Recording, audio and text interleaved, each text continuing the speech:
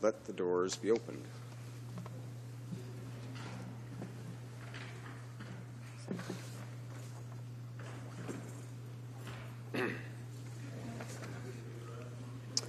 Orders of the day, ordre du jour. Ordre émanant du gouvernement. Government bills commons. The third reading, first time debated, of C-44, the Protection of Canada from Terrorists Act. Mrs. Agluka for Mr. Blaney, seconded by Mr. Uppel, moves that Bill C-44, an act to amend the Canadian Security Intelligence Service and other acts, be now read a third time and do pass. Debate. The Honourable Member for Medicine Hat. Thank you, Mr. Speaker, and I'm pleased to rise today to speak about the Protection of Canada from Terrorists Act. This is an important bill will allow our government to move forward on our commitment to keep Canadians safe from terrorist threats. The international jihadist movement has declared war on Canada and her allies. That's why our government is committed the Canadian Armed Forces to the broad international coalition against the so-called Islamic State. No Canadian government should ever stand on the sidelines while our allies act to deny terrorists a safe haven, an international base from which they could plot violence against us. Recent events of terror around the globe, and particularly the two tragic attacks last October in Quebec and Ottawa, and the recent attacks in Paris, have pushed this issue to the forefront of the government's agenda in a way never before seen in Canada's history. It is now abundantly clear to all Canadians that terrorism is no longer a threat in a faraway land. We must degrade and destroy the terrorists before they bring their barbaric, violent ideology to our shores. In light of the atrocities carried out by the Islamic State in Iraq and the Levant, ISIL, and the deteriorating situation in Iraq and Syria, the world is rallying against the threats of extreme violent extremism. That is why we have introduced the Protection of Canada from Terrorists Act. Now more than ever, we must ensure that CSIS can undertake its work as it is originally intended by Parliament. And while this legislation is important, it's not lengthy or complicated. In fact, the proposed amendments are targeted and common sense. But any time a government introduces legislation concerning national security, there are those who raise concerns which can lead to misunderstanding. As a result, there has been some confusion about what this legislation will do. Allow me to start with what it will not do. It will not, as some have suggested, hand CSIS broad, sweeping powers. And just importantly, it will not create new authorities or infringe on the rights of Canadians. We have been abundantly clear on these points. With this legislation, as with all bills that have passed through this House, our government has worked diligently to strike a proper balance between public safety and civil liberties. 30 years ago, when the CSIS Act was passed, the Parliament of the day ensured that this balance was adhered to and the authorities given to CSIS. That is why the Act in place robust safeguards, oversight, and review mechanisms to ensure that CSIS investigative work is done with full respect of its governing laws. As we know, this bill responds to court decisions that are having a significant impact on CSIS operations. Before I go into the provisions of the bill, I would like to provide some context on these decisions and why they necessitate the amendments before us today. Just last fall, the Federal Court of Appeal unsealed its July 2014 decision related to the government's appeal of Justice Mosley's decision that was issued by the Federal Court in November of 2013. This decision raised important questions about certain aspects of CSIS mandate and investigative authorities, particularly in relation to CSIS' ability to conduct investigations outside of Canada. Mr. Speaker, it's evident that Parliament always intended CSIS to be able to take reasonable and necessary measures to investigate threats to the security of Canada outside of Canada. The Protection of Canada from Terrorists Act introduces targeted amendments to the CSIS Act to ensure that CSIS can continue to do just that. And I would add, continue to do so in a manner that is consistent with relevant Canadian law, the Charter, and Canadian values. To start, the bill confirms CSIS authority to conduct investigations outside Canada related to threats to the security of Canada and security assessments.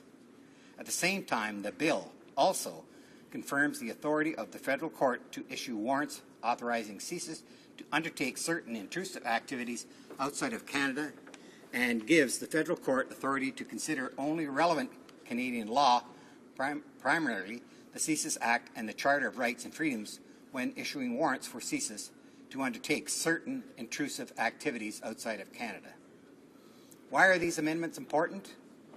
Because threats to the security of Canada do not stop at our border. Many threats, in fact, may develop entirely outside of Canada. In order to fully investigate these threats, CSIS must be able to use intrusive investigative techniques outside of Canada, and it must have a clear means to obtain authorization to do so. The Federal Court of Appeal effectively found that, as currently written, the CSIS Act may require CSIS to demonstrate that its activities will be lawful in the country where activity will take place. This is not a reasonable threshold to require CSIS to meet. CSIS and indeed the Federal Court cannot reasonably expect to track the legislation of all 170 countries in the world to determine what kinds of activities are lawful in those countries and which ones are not. It's also unreasonable because subjects of investigation move around from country to country, and CSIS cannot reasonably be expected to predict what countries a subject of investigation might travel to. It is clear that Parliament did not intend CSIS to meet such a threshold when it was originally passed the CSIS Act, and neither should we here today. Mr. Speaker, just to emphasize the fact that CSIS must have a clear authority to conduct investigative activities outside of Canada, let me say this. At a time when we're witnessing Canadians traveling abroad to take part in terrorist activities, we simply cannot have ambiguity or questions about CSIS authority to take reasonable steps outside of Canada to investigate the threat to the the security of Canada that they may pose. Turning to the second court decision affecting CSIS, operations in May 2014, as part of its decision on Mohammed Harkat, the Supreme Court of Canada stated that CSIS human sources do not benefit from a common law privilege similar to the informer privilege applicable to police informers.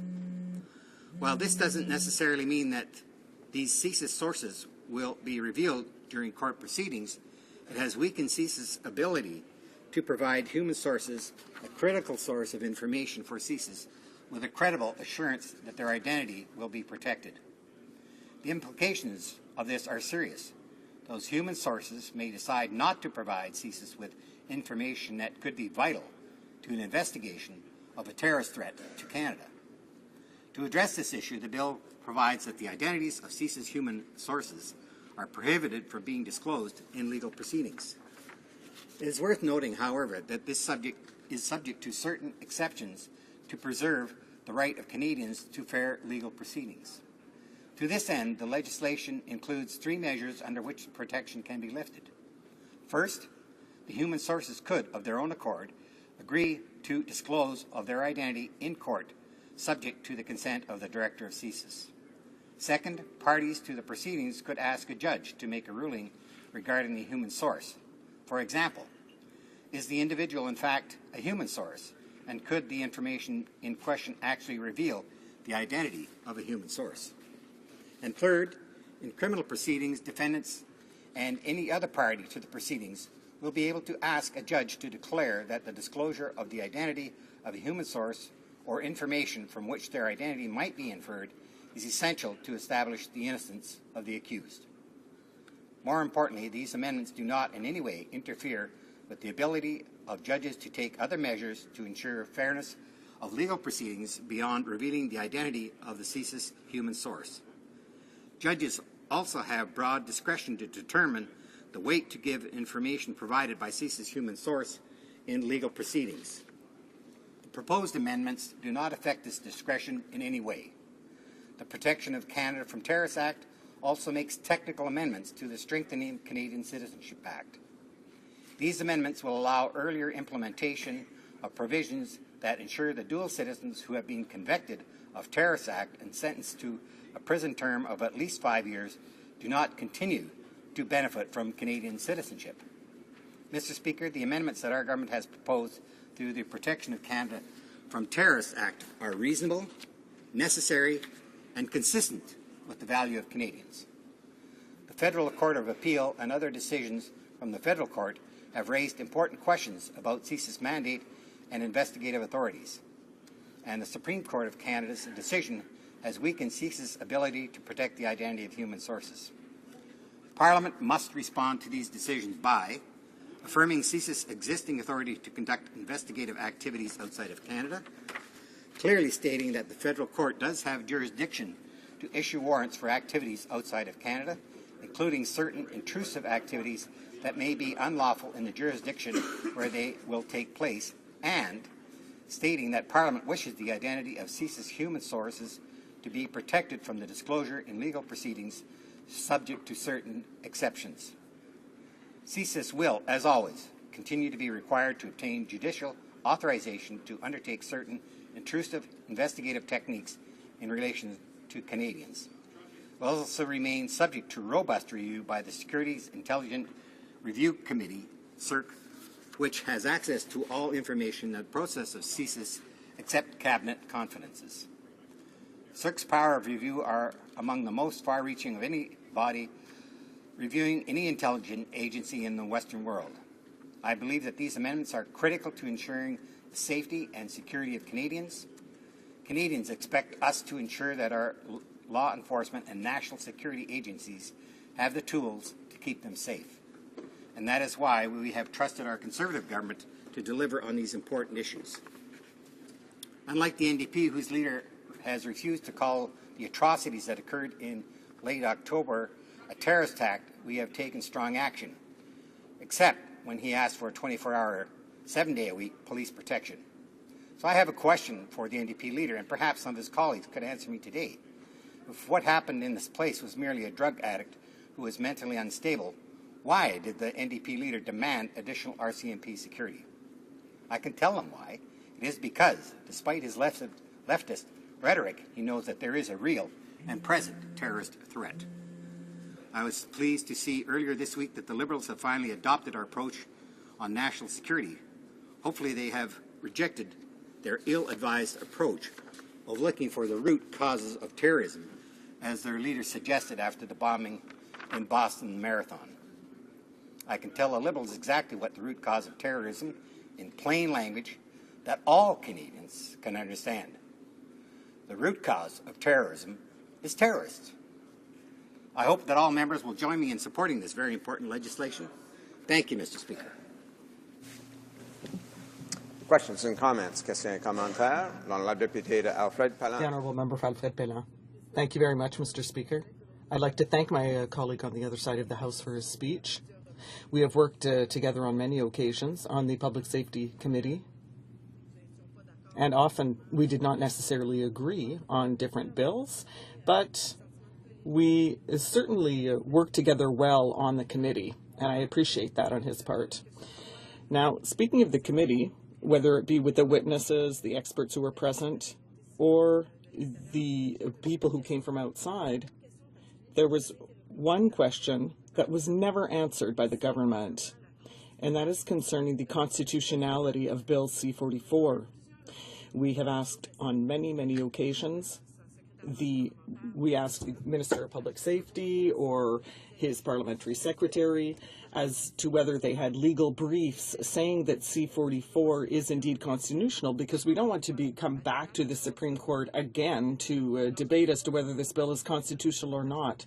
So I'd like to know what the colleague on the other side of the House thinks. Is this bill constitutional or not? For Medicine Hat. Thank you, Mr. Speaker, and I'd like to thank my colleague from across the way. And we do work together well on the Public Safety Committee, and certainly we've had the opportunity to have a lot of discussion on various issues. And I appreciate her presence and her question. And I can tell the honourable member that, in fact, any of the legislation that our government puts through the House of Commons has to go through a rigorous process, Mr. Speaker, to ensure that, in fact, it does meet all constitutional requirements, as well as those ensuring the freedoms and protections of all Canadians. Thank you, Mr. Speaker. Questions and comments? The honourable member for Winnipeg North. Yes, thank you. Mr. Speaker, I was wondering if the member might be able to respond to a letter that was actually sent, it might have been an email, to one of his colleagues, and it's in regards to exploding targets. And the letter is, and I quote right from it, "I continue to find it very surprising that the Conservative government seems unable to understand that the easy availability of this explosive," referring to exploding targets, in brackets, ammonium nitrate and aluminum powder, and a bracket, that can be simply scaled up to a very powerful bomb, is a threat to the safety of Canadians. There is no control on a radicalized person acquiring a large quantity of this explosive once they have obtained a firearms license. I hope that someone in the existing government will realize the major blunder made by making this powerful explosive so widely and easily available before it results in the injury and death of Canadians. Mr. Speaker, it's regarding exploding targets, and apparently the government has done something to make it more available, that one only requires a firearms possession in order to acquire large quantities of it. This is a letter that just bring to the Speaker's attention and be interested in his thoughts on it. The honourable member for Medicine Hat. Thank you, Mr. Speaker. And I wouldn't mind actually getting a copy of that letter from my colleague across the way. It's an interesting concept that you can go out and buy a whole bunch of different products to potentially make bombs. And I don't believe that's in the interests of Canadians and ensuring protection of all of our citizens. And I haven't seen any particular thing in terms of legislation that he may be talking about, but I'd be more than happy to work with him on that issue and come to some resolution. Thank you, Mr. Speaker. Questions and comments? L'honorable député de Longueuil. The Honourable Member for Longueuil, Pierre Boucher. Thank you, Mr. Speaker. Well, there's no doubt that public safety is a priority for everyone here. And Surely it's important to remind us, the House once again, that this issue is very important. It's being discussed quickly. There's time allocation, and this is again unacceptable.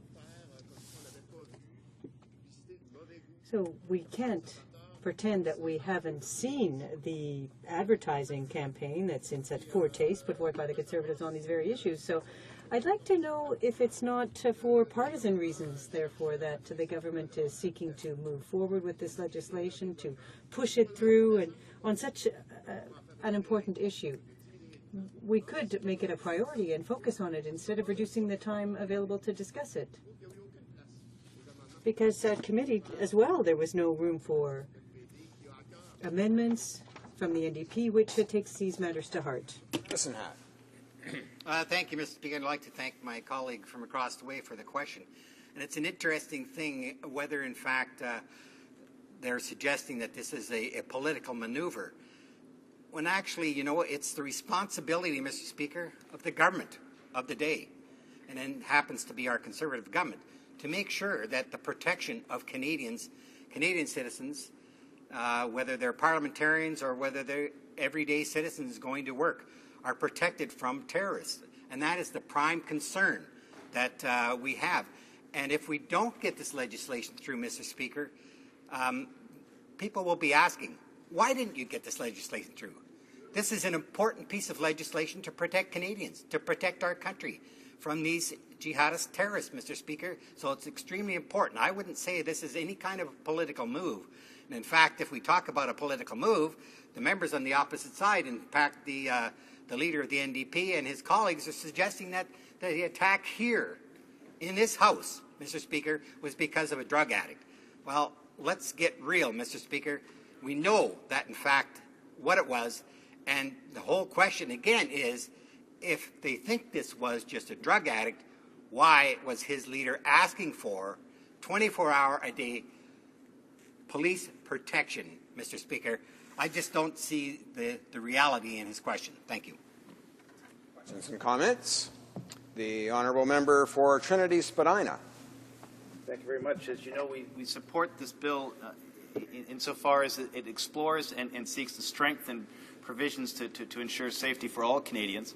But we have concerns when you say a robust debate and a robust process that closure won't be used, and that when it comes to committee, we won't be scoping the input from learned Canadians to make sure the bill's improved. So my question is centered on the concern he had about a political leader who was talking about root causes as being somehow inappropriate. My understanding is the Prime Minister today is announcing measures in Richmond Hill that actually explore how to stop the root causes from creating the dangerous circumstances. How do we work with our friends and neighbors in the Muslim community who are seeking peace and seeking a just world to make sure that radicalization doesn't happen, that the elements and the conditions that create radicalization and create these dangerous circumstances are addressed before terrorism exists.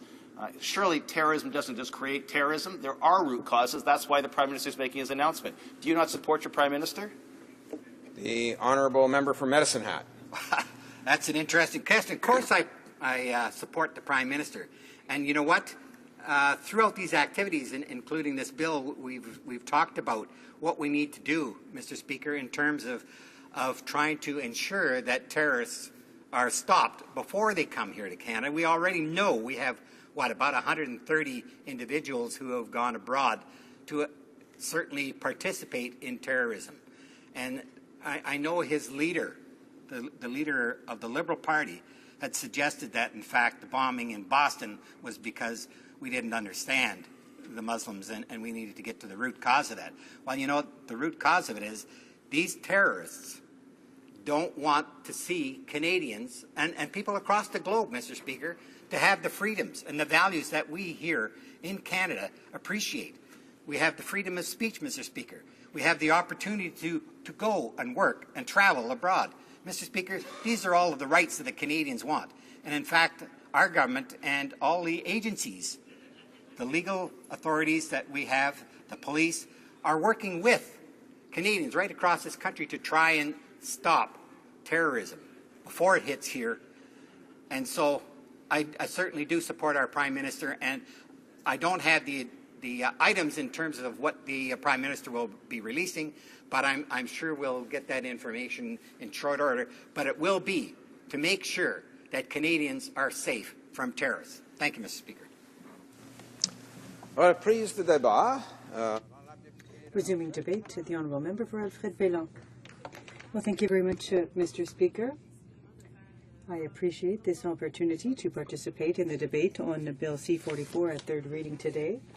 Bill C-44 is something that surfaced after the incidents in October that shook us all up. And now I know that it wasn't a government response to that incident.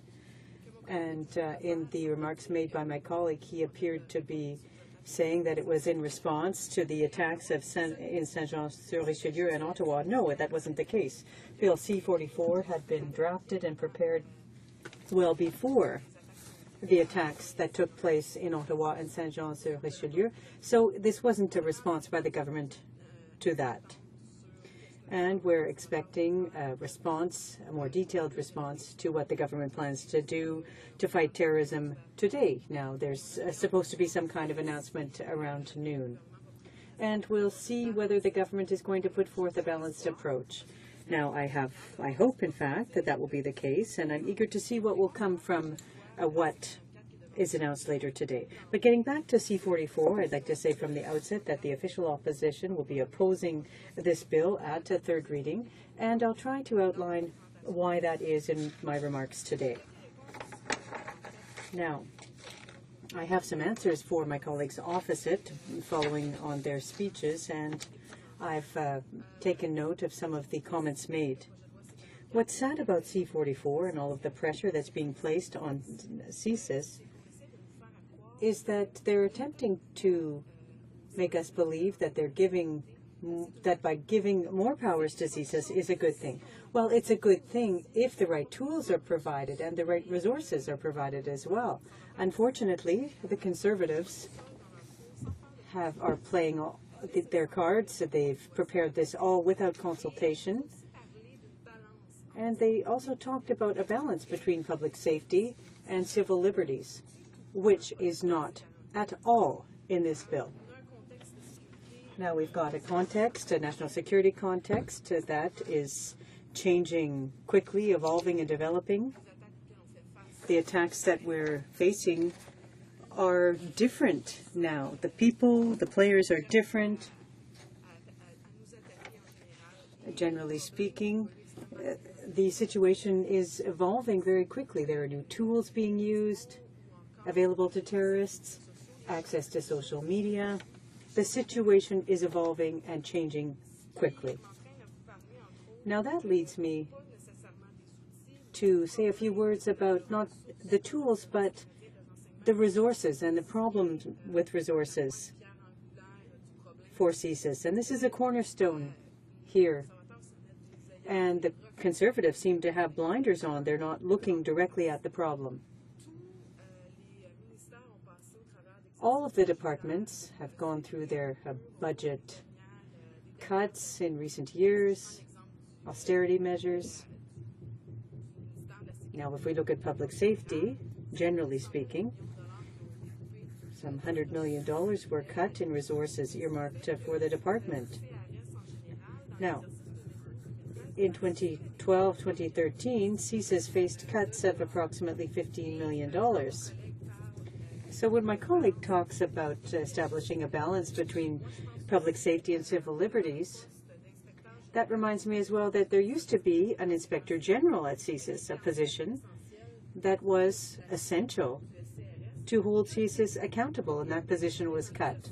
It wasn't cut in 2012-2013.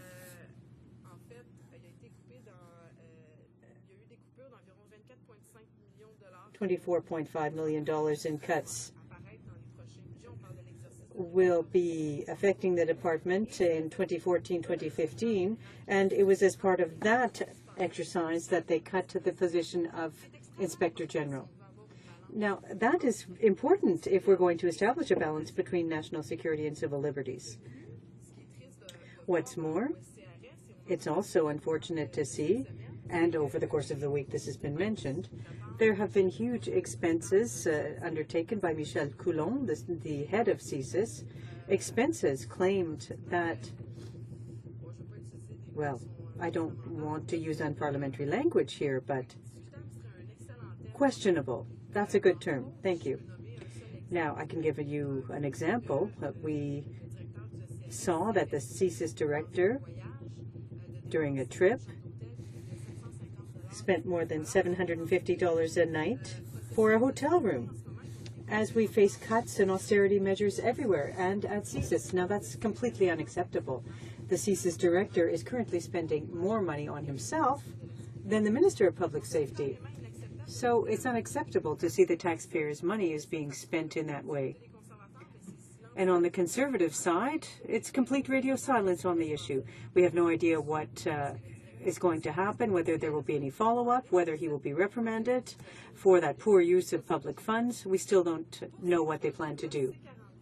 Now, as regards C-44, there are a number of issues that were addressed and raised at committee, and I'll go back to what happened in committee later. But in order to update my colleagues on what happened at committee and what is contained in Bill C-44, as I mentioned earlier, there has been no improvement to civilian oversight, and even though that's something that we were promised. As the opposition, we said, well, this is an excellent opportunity to remedy the situation and to work together to ensure that the government respects its promise and improves civil liberties while at the same time dealing with the problems facing CSIS.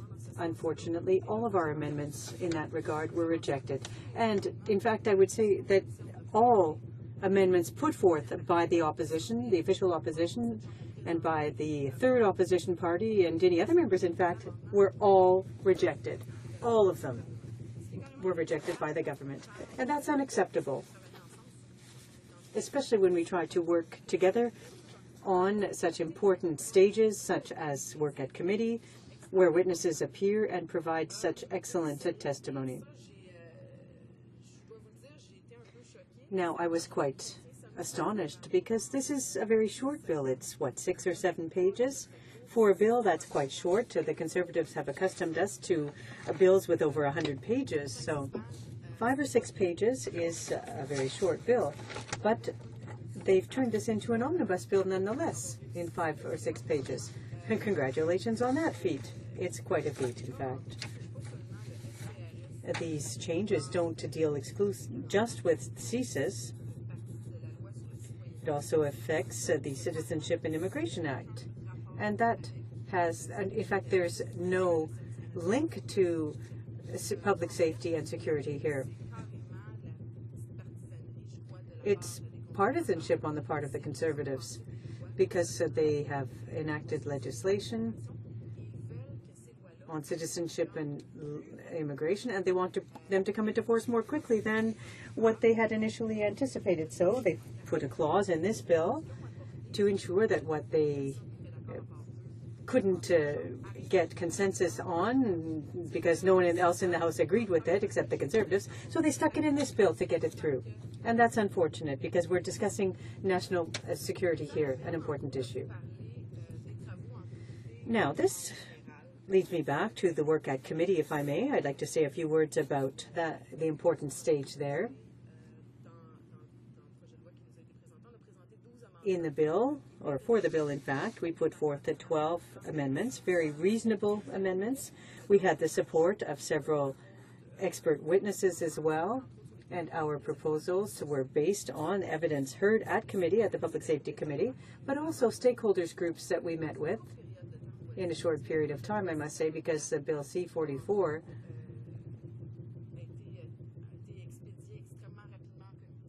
was sent to committee very quickly. Debate was limited in the House, as has happened so many times with the Conservative government. And the number of meetings, the number of committee meetings was very low. We only had 2 meetings where we had experts and witnesses, and the first was the Minister of Public Safety, with the director of CSIS, Mr. Michel Collomb, and other officials linked to the minister and to the head of CSIS.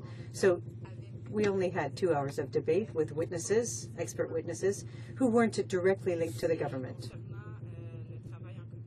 Now, with respect to work at committee, I can also tell you that the Conservatives limited us to a small number of witnesses. Of course, in 2 hours, you can't fit many in, but it was extremely strict. We didn't hear from many witnesses, but there were some of the witnesses we did hear. Many of them were witnesses proposed by the Conservatives. And the other ones represented a very small group. And it was quite difficult, in fact, because the witnesses, for an hour, for example, we had 6 witnesses at the same table, so it was extremely difficult.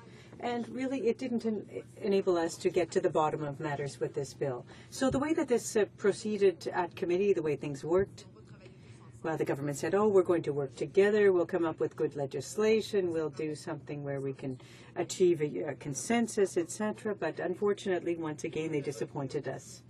At second reading, we voted in favor of the bill. We wanted to take it to committee because we thought that the committee, or that the Conservatives were serious about C-44, that they wanted to sit down and work as a team and improve it. This isn't time, or the time for being partisan, and especially when we're talking about issues of national security and CSIS. So it's sad to see once again this type of approach. We're disappointed. We weren't able to all work together and improve the bill to make it the best bill possible. Now, we don't have the best bill in front of us, but let's say a few words about the constitutional nature of Bill C-44. Now, my Conservative colleague had just made a speech on C-44, and I asked him if there were any legal opinions on the bill as to whether or not it was constitutional. He sidestepped or dodged the issue, but well, I'd say he did just as good a job as a Minister of Public Safety in dodging the issue, and others as well who have not answered questions.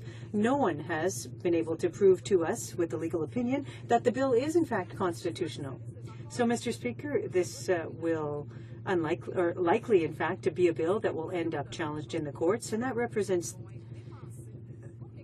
considerable amounts of taxpayers' money to defend legislation that's deemed unconstitutional, and or to challenge in these challenges, because we don't even know if this one here is constitutional either.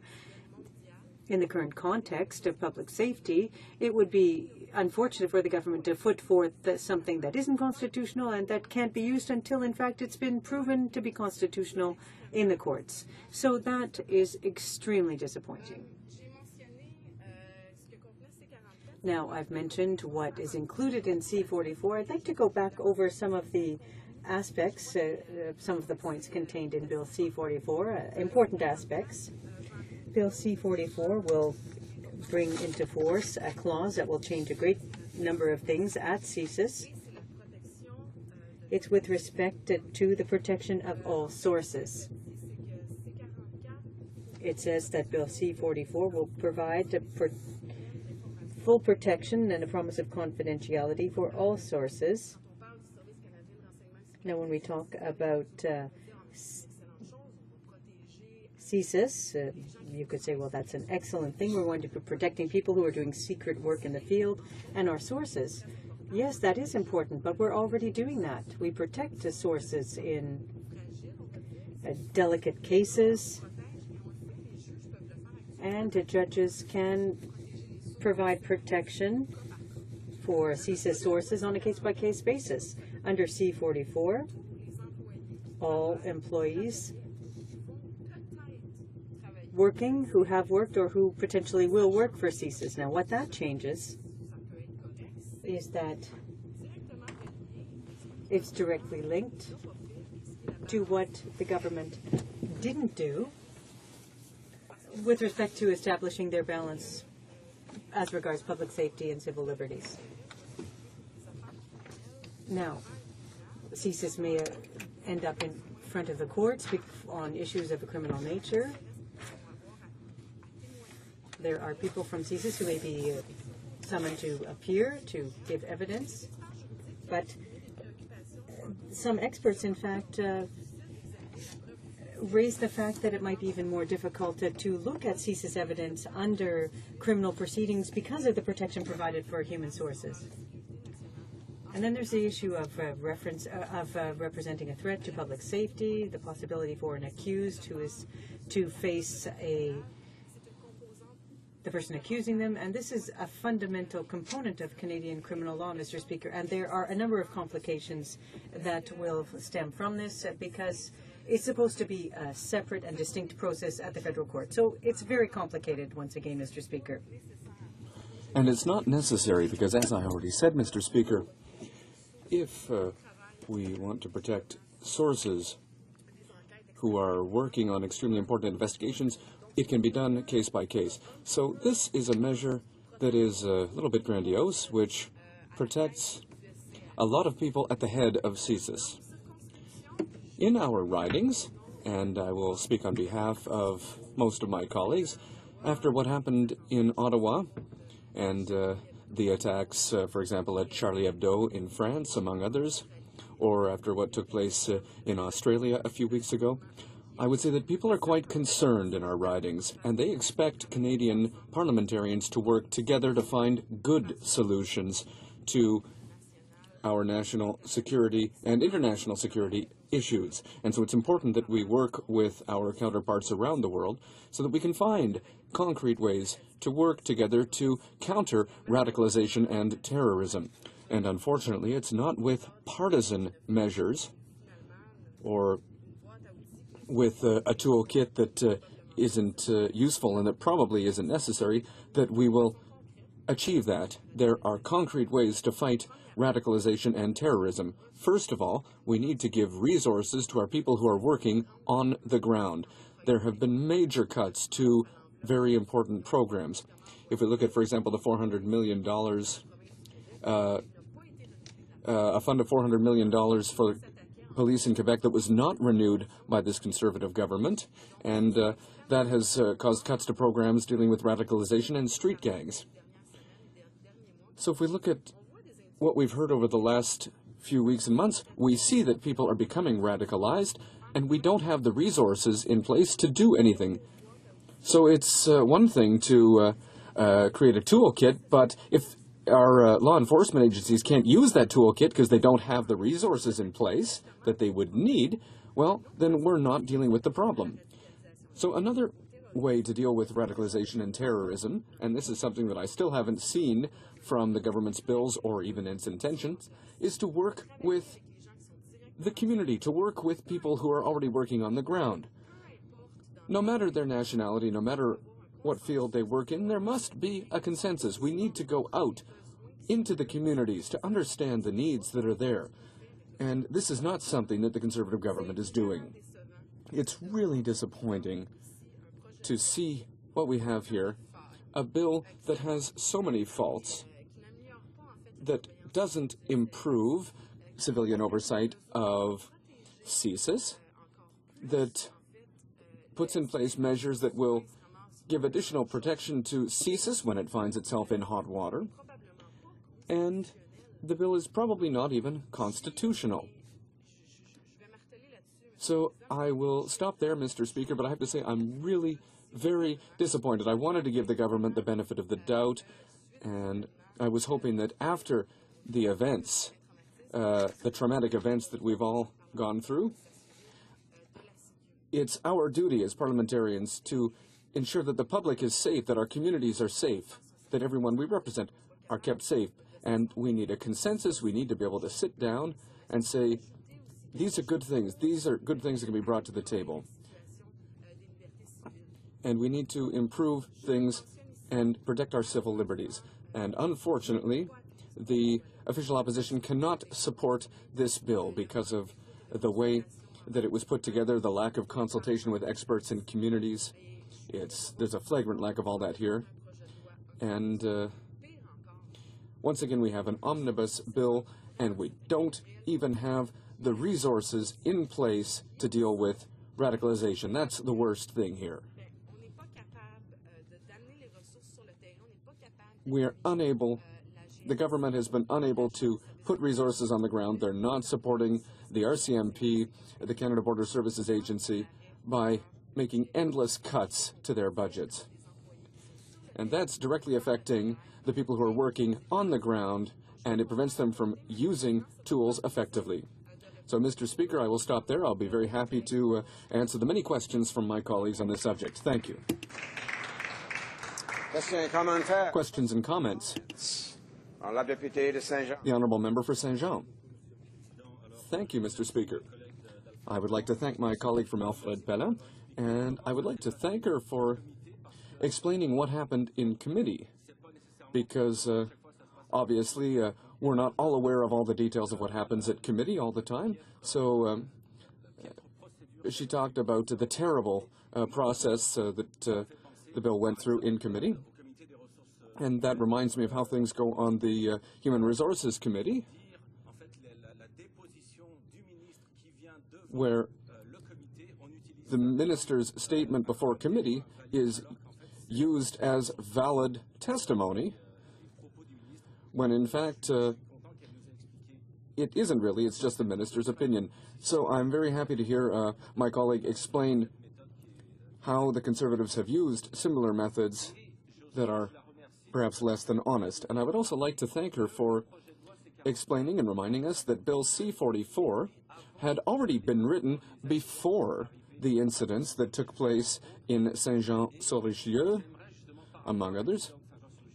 And to go back to what happened in Saint-Jean-sur-Richelieu, which directly affects my riding, I'd like to ask her to explain to what extent Martin Couture-Rouleau, who is the person who had mental health issues, who was involved in that incident, that person had already been monitored by the RCMP. The RCMP had done an evaluation of him a couple of months before the attack, and they concluded that he was no longer a danger to society. So I'd like to ask her to explain how modifying legislation for CSIS would have had absolutely no impact on that situation, would not have prevented that tragedy, because that person had already been monitored, had been evaluated, and the evaluation had concluded that he was no longer a danger. The Honourable Member for Alfred Bellin. Thank you, Mr. Speaker, and I would like to thank my colleague from Saint-Jean for his question. I know that that incident deeply affected the people in his riding, in his community. Those were very difficult moments for him and for his constituents. I know that's a very difficult question, and I'd like to thank him for asking that question here in the House. It's a very important question, and that leads me to speak directly to the Conservatives' use of these cases to suggest that bills like C-44 are so important.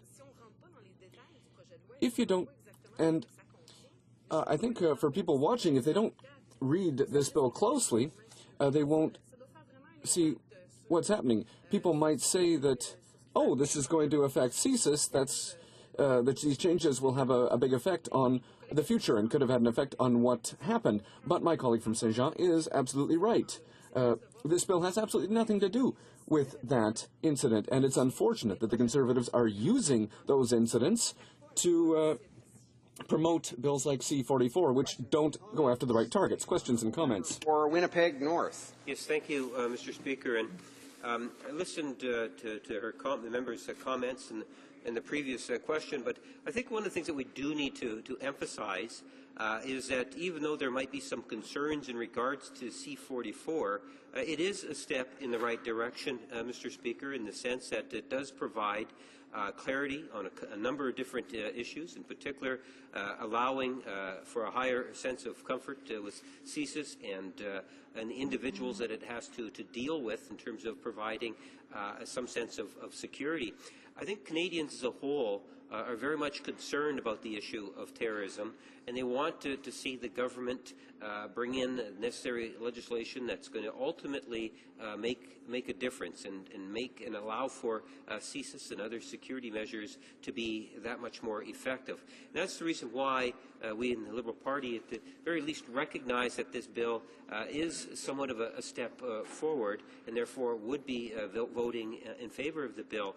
The question I have for the Democratic Party is that would they not recognize that our security agency is also looking at having what's being provided through this legislation, and would ask, would they not recognize that at the very least, even though there are shortcomings to the legislation, that there is some value, and Canadians as a whole would recognize that value and would want to see the bill pass? Alfred. Honourable Member for Alfred Pelham. Thank you, Mr. Speaker. Well, there's a clear difference between the NDP and the Conservatives. Or rather, the NDP and the Liberals. I made a little Freudian slip there.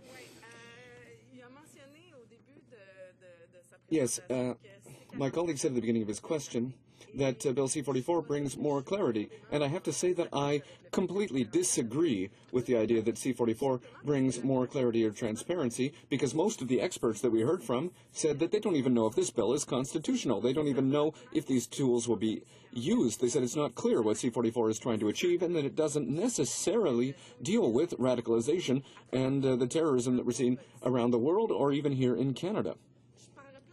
So I think there's a lack of clarity in terms of where the Conservatives want to go and where the Liberals want to go with this. What is their position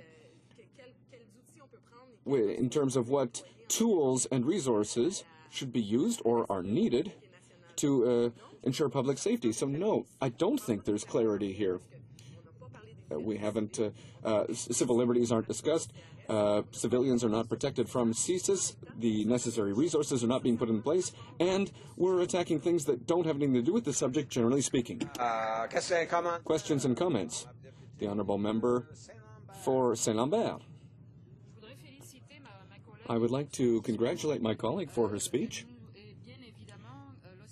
And obviously, when it comes to public safety or civil liberties, the NDP is in the avant-garde, and we're doing everything we can to ensure that bills like C-44 benefit the greatest number of people, and that there is a democratic dialogue between all members so that we can move forward on such an important subject. In terms of radicalization linked to acts of terrorism, my colleague showed that in this bill there is clearly a lack of concrete measures in terms of the conditions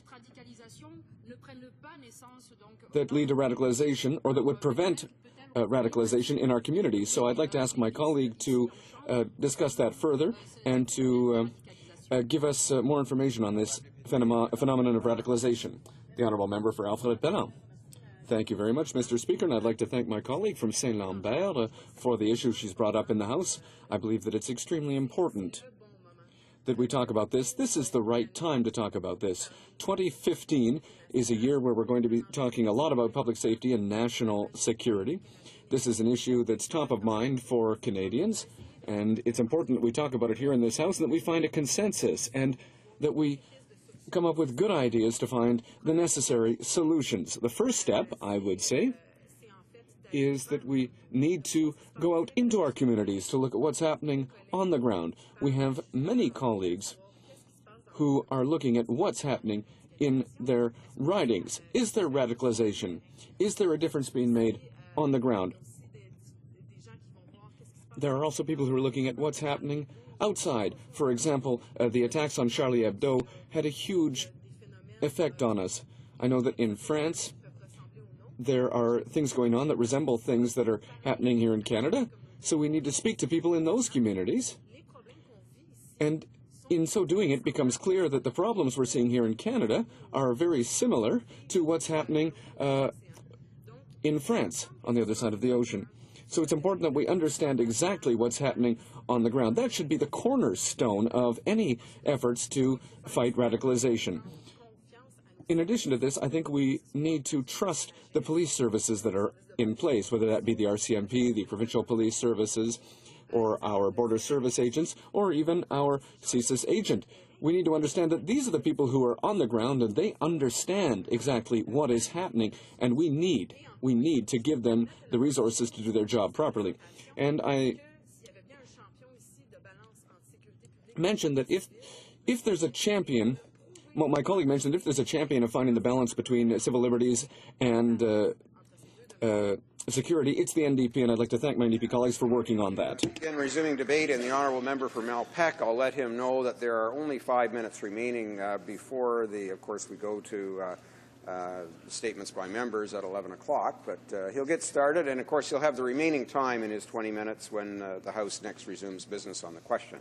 The honourable member for Malpeque. Thank you, Mr. Speaker, and I assume the House is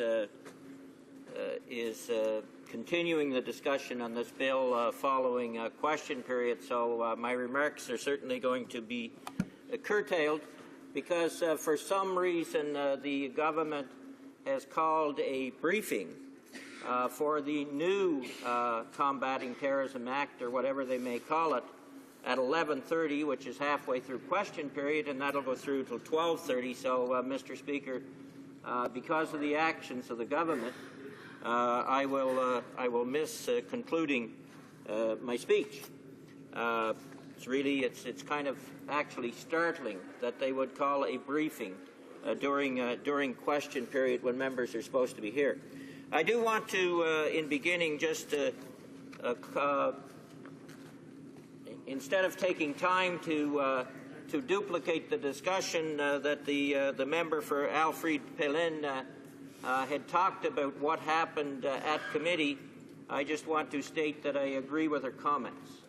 The performance at committee, the ability of the committee to do its work was certainly curtailed. I think we had 6 witnesses, I believe it was, and that's just not adequate to do the job, especially with all the pomp and ceremony and trying to the government taking the line that they're really taking on fighting terrorism, and this bill was so important. We'll see what happens in the what's in the new bill coming forward this afternoon.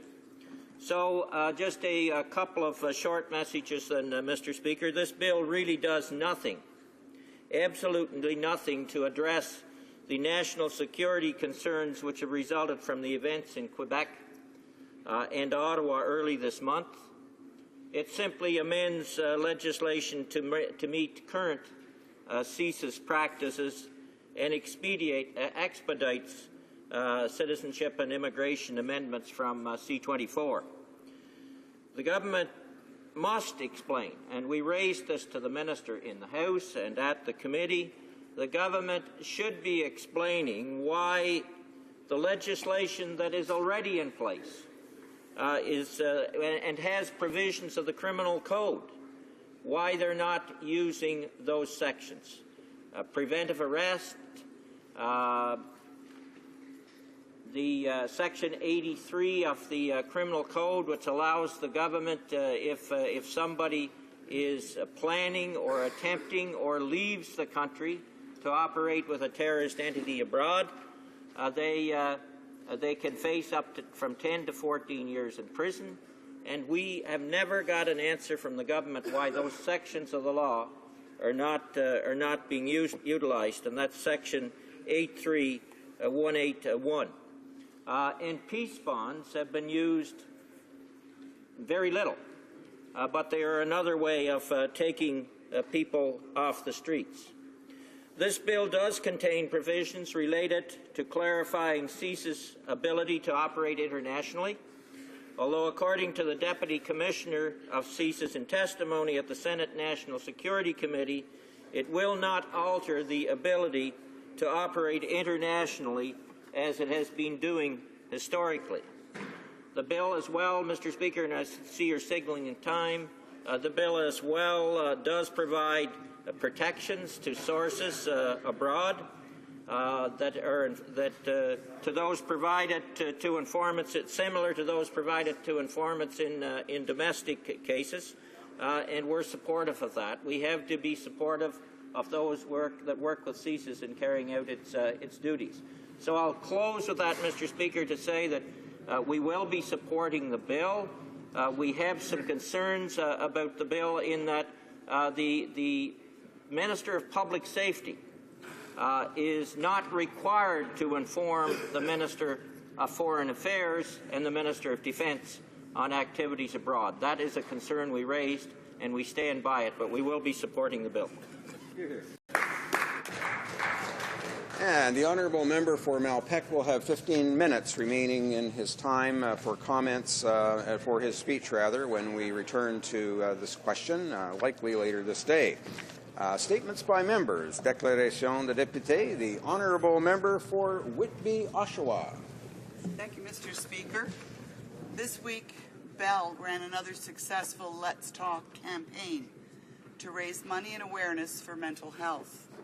Mr. Speaker, during this campaign, I was reminded of the veterans who have fought and sacrificed for this country and those who suffer from a mental illness. Our veterans need to have easily accessible facilities where they can go and talk to qualified professionals about mental health. Our Conservative government supports the existing 17 and the soon-to-be 8 additional mental health clinics across Canada. Our government has also partnered with the True Patriot Love Foundation, who have now given the largest single philanthropic donation to mental health research in Canadian history. Mr. Speaker, when we talk of mental health, I call on all members of this House to please remember and support our veterans. The honourable member for Saint-Lambert. On Saturday, a resident of the Jazz Residence for Senior Citizens threw herself off the 9th floor of her building. This gesture of despair shocked all the City of Longueuil and all of the citizens in my riding. On the eve of National Suicide Prevention Week, this terrible event reveals the scope of this tragedy among seniors. Every year in Canada, 150 seniors who are isolated and abandoned with no resources kill themselves. This situation is urgent and getting worse. In my riding alone, the number of seniors will increase by 80% over the next 10 years. Community organizations in my riding, such as Action Service aux Proches Aidants or Les Petits Frères, do excellent work, but they have been abandoned by the federal government. But the NDP is there for them. That is why we are the only party that has proposed a consistent national strategy for aging. Aging and dignity is a right for everyone. Let us act now. Thank you, Mr. Speaker. Honourable member for Kootenay, Columbia. Mr. Speaker, when I think of veterans, I often reminded of many of the elderly men and women who marched proudly in Remembrance Days in my riding of Kootenay, Columbia. Many of our veterans now include young men and women who also have sacrificed for our country.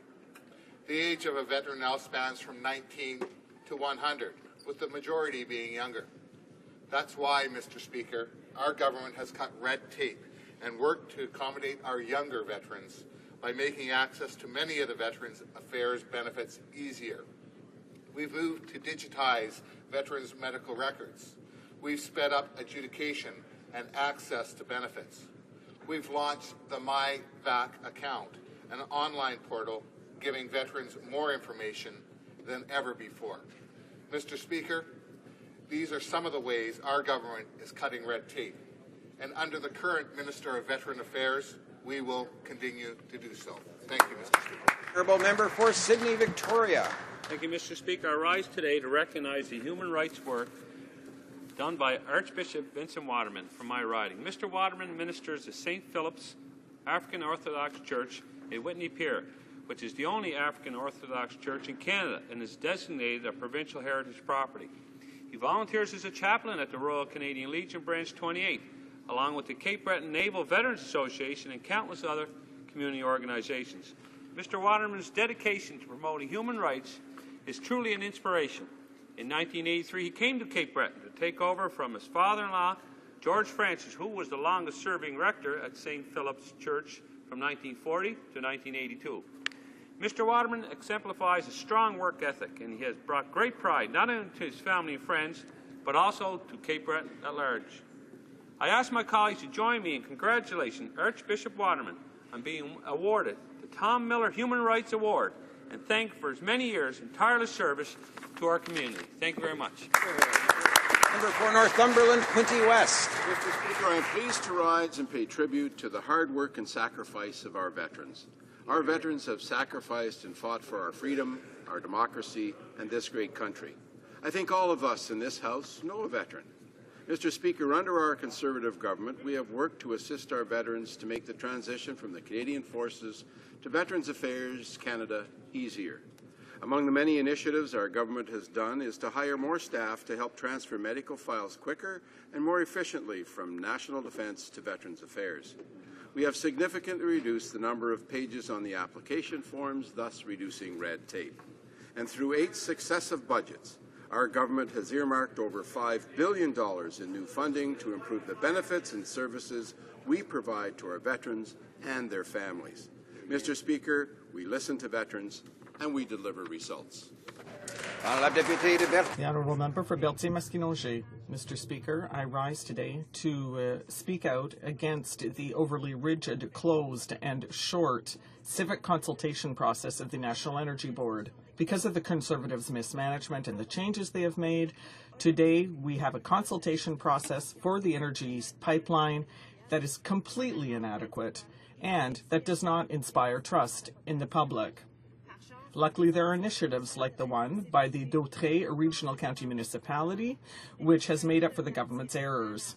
The towns of Berthierville, La Noret, La Valtrie, Saint-Gabriel, and Saint-Gabriel-de-Brandon, among others, have commissioned the first independent environmental review conducted in Quebec on the Energy's pipeline.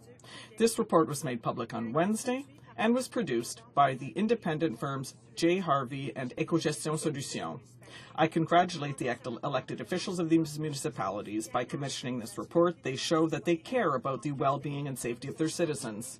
In addition, the findings of this report apply to almost all the municipalities where the pipeline would transit, which means that the Dautrey RCM has helped all of Quebec and Canada. Thank you, Mr. Speaker. Mr. Speaker, I rise today with a great sadness for a tragic loss of a young, bright young man, Ikjot Savag, who passed away this past weekend. Ikjot was a world champion in Brazilian Jiu-Jitsu, a well-decorated fighter renowned both internationally and in Brampton. He learned many of his fighting skills locally, joining the wrestling team at Heart Lake Secondary School and the Dog Pound Mixed Martial Arts Club.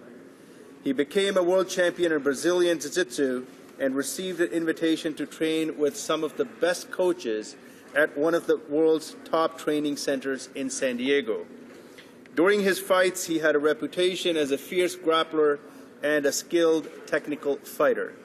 He was renowned as having a humble spirit and an astounding sense of sportsmanship. This great fighter's life was tragically cut short when a rare arterial disease took his life this past weekend in his sleep. We keep Ikjot and his family in our thoughts and prayers as the entire community mourns, Mr. Speaker, this great loss. Thank you, Mr. Speaker. The Honourable Member for Don Valley West.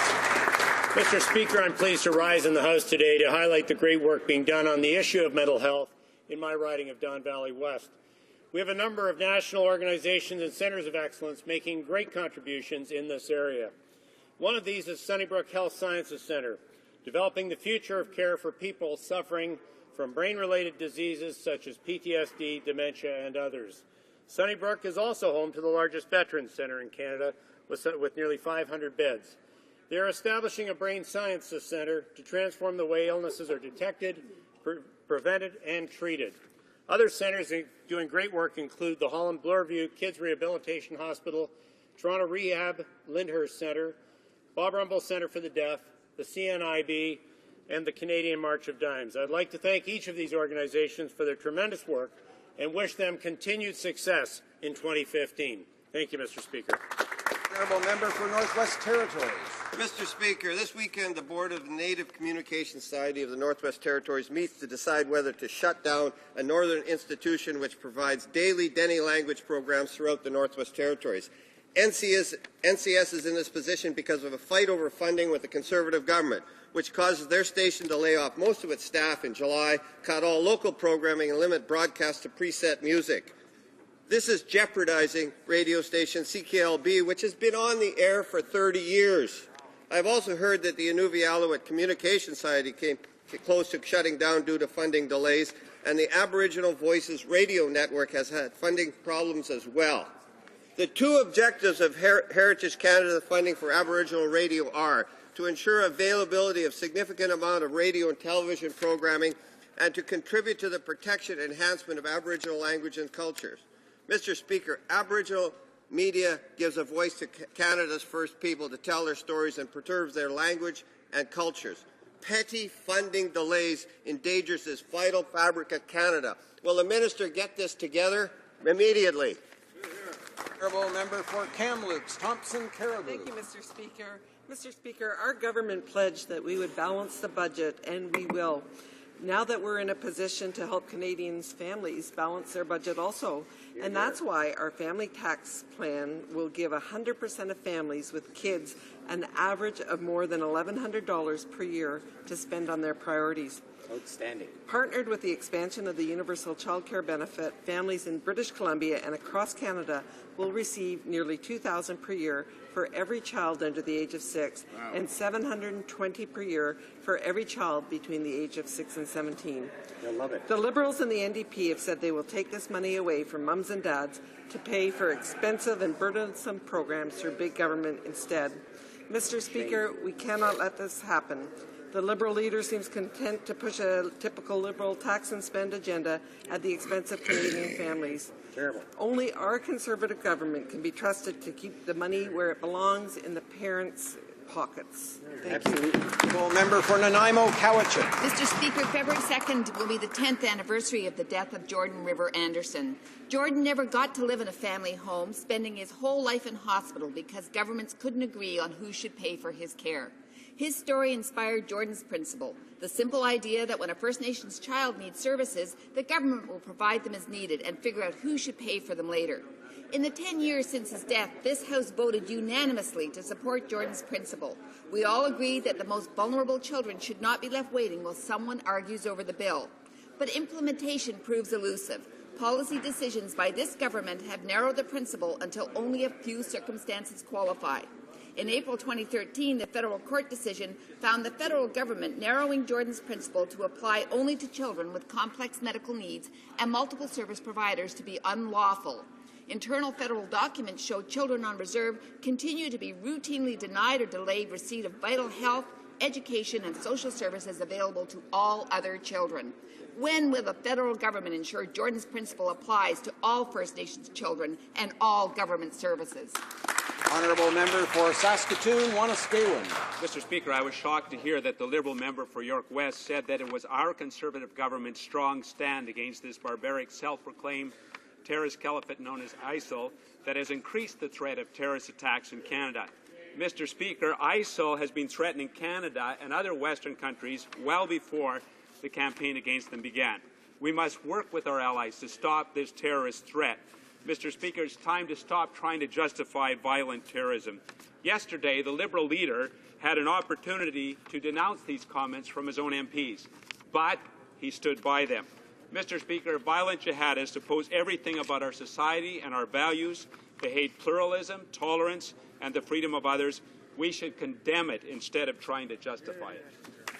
Honourable member for Markham, Unionville. Mr. Speaker, on December 16th, 132 Pakistani school children were massacred by the Taliban and many more were injured. Of course, we all condemn this act unreservedly. Mr. Speaker, Khalid Usman, Chair of Canadians of Pakistani origin, has been working with the Mayor of Markham and other community leaders to arrange vigils for the victims of this terrible crime. However, there is more that could be done. Many of these young victims have been left terribly disfigured by this attack and are unable to afford the cosmetic surgery they so desperately need. Mr. Usman and the Pakistani Canadian community want to bring some of the children to Canada for treatment. The Pakistani community in Canada is currently raising funds to help pay for these procedures and travel to Canada. However, consistent with Canada's humanitarian traditions, the federal government can help by ensuring that these families get their visas in a timely manner and should also consider further assistance. The honourable member for Oak Ridges, Markham. Mr. Speaker, while Canada's economy is better than many, we are still on the road to recovery. Yesterday, the Liberal leader was with the Premier of Ontario, who is a staunch supporter of the implementation of a carbon tax. Now, it's no surprise considering the Liberal leader has expressed his support in the past for a carbon tax. Mr. Speaker, this type of fiscal irresponsibility would raise the cost of everything and would hike taxes on all Canadian families. True. Introducing a carbon tax would be detrimental on the road to economic recovery. Our government believes in the importance of a strong economy and refuses to weigh it down with another tax on Canadian families. Bringing in a job-killing carbon tax is reckless. Mr. Speaker, our Conservative government is lowering taxes for all Canadian families. We will never punish Canadians with a job-killing carbon tax. Hear, hear. The honourable member for Victoria. The honourable member for Victoria.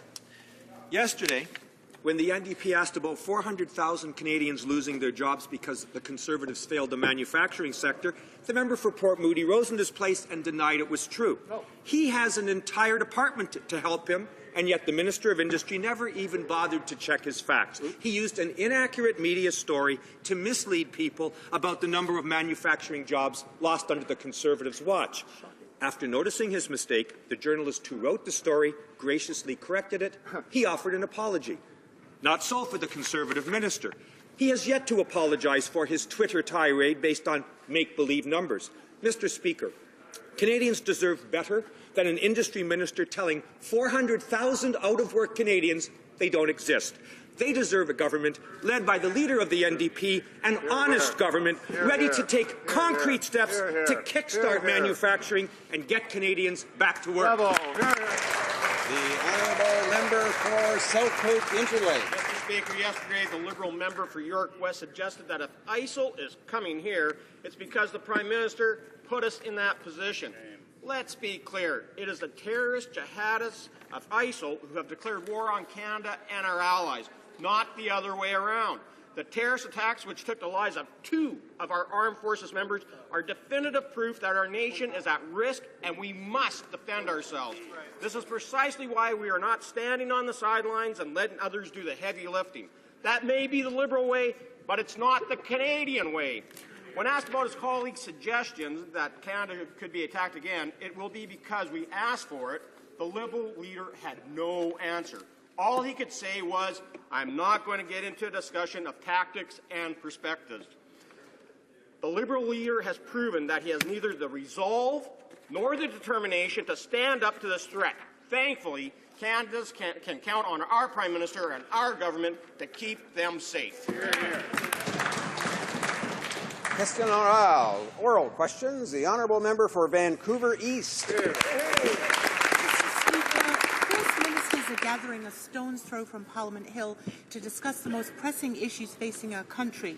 They'll discuss critical issues like how to tackle the infrastructure deficit that's left communities with gridlock and crumbling roads and bridges.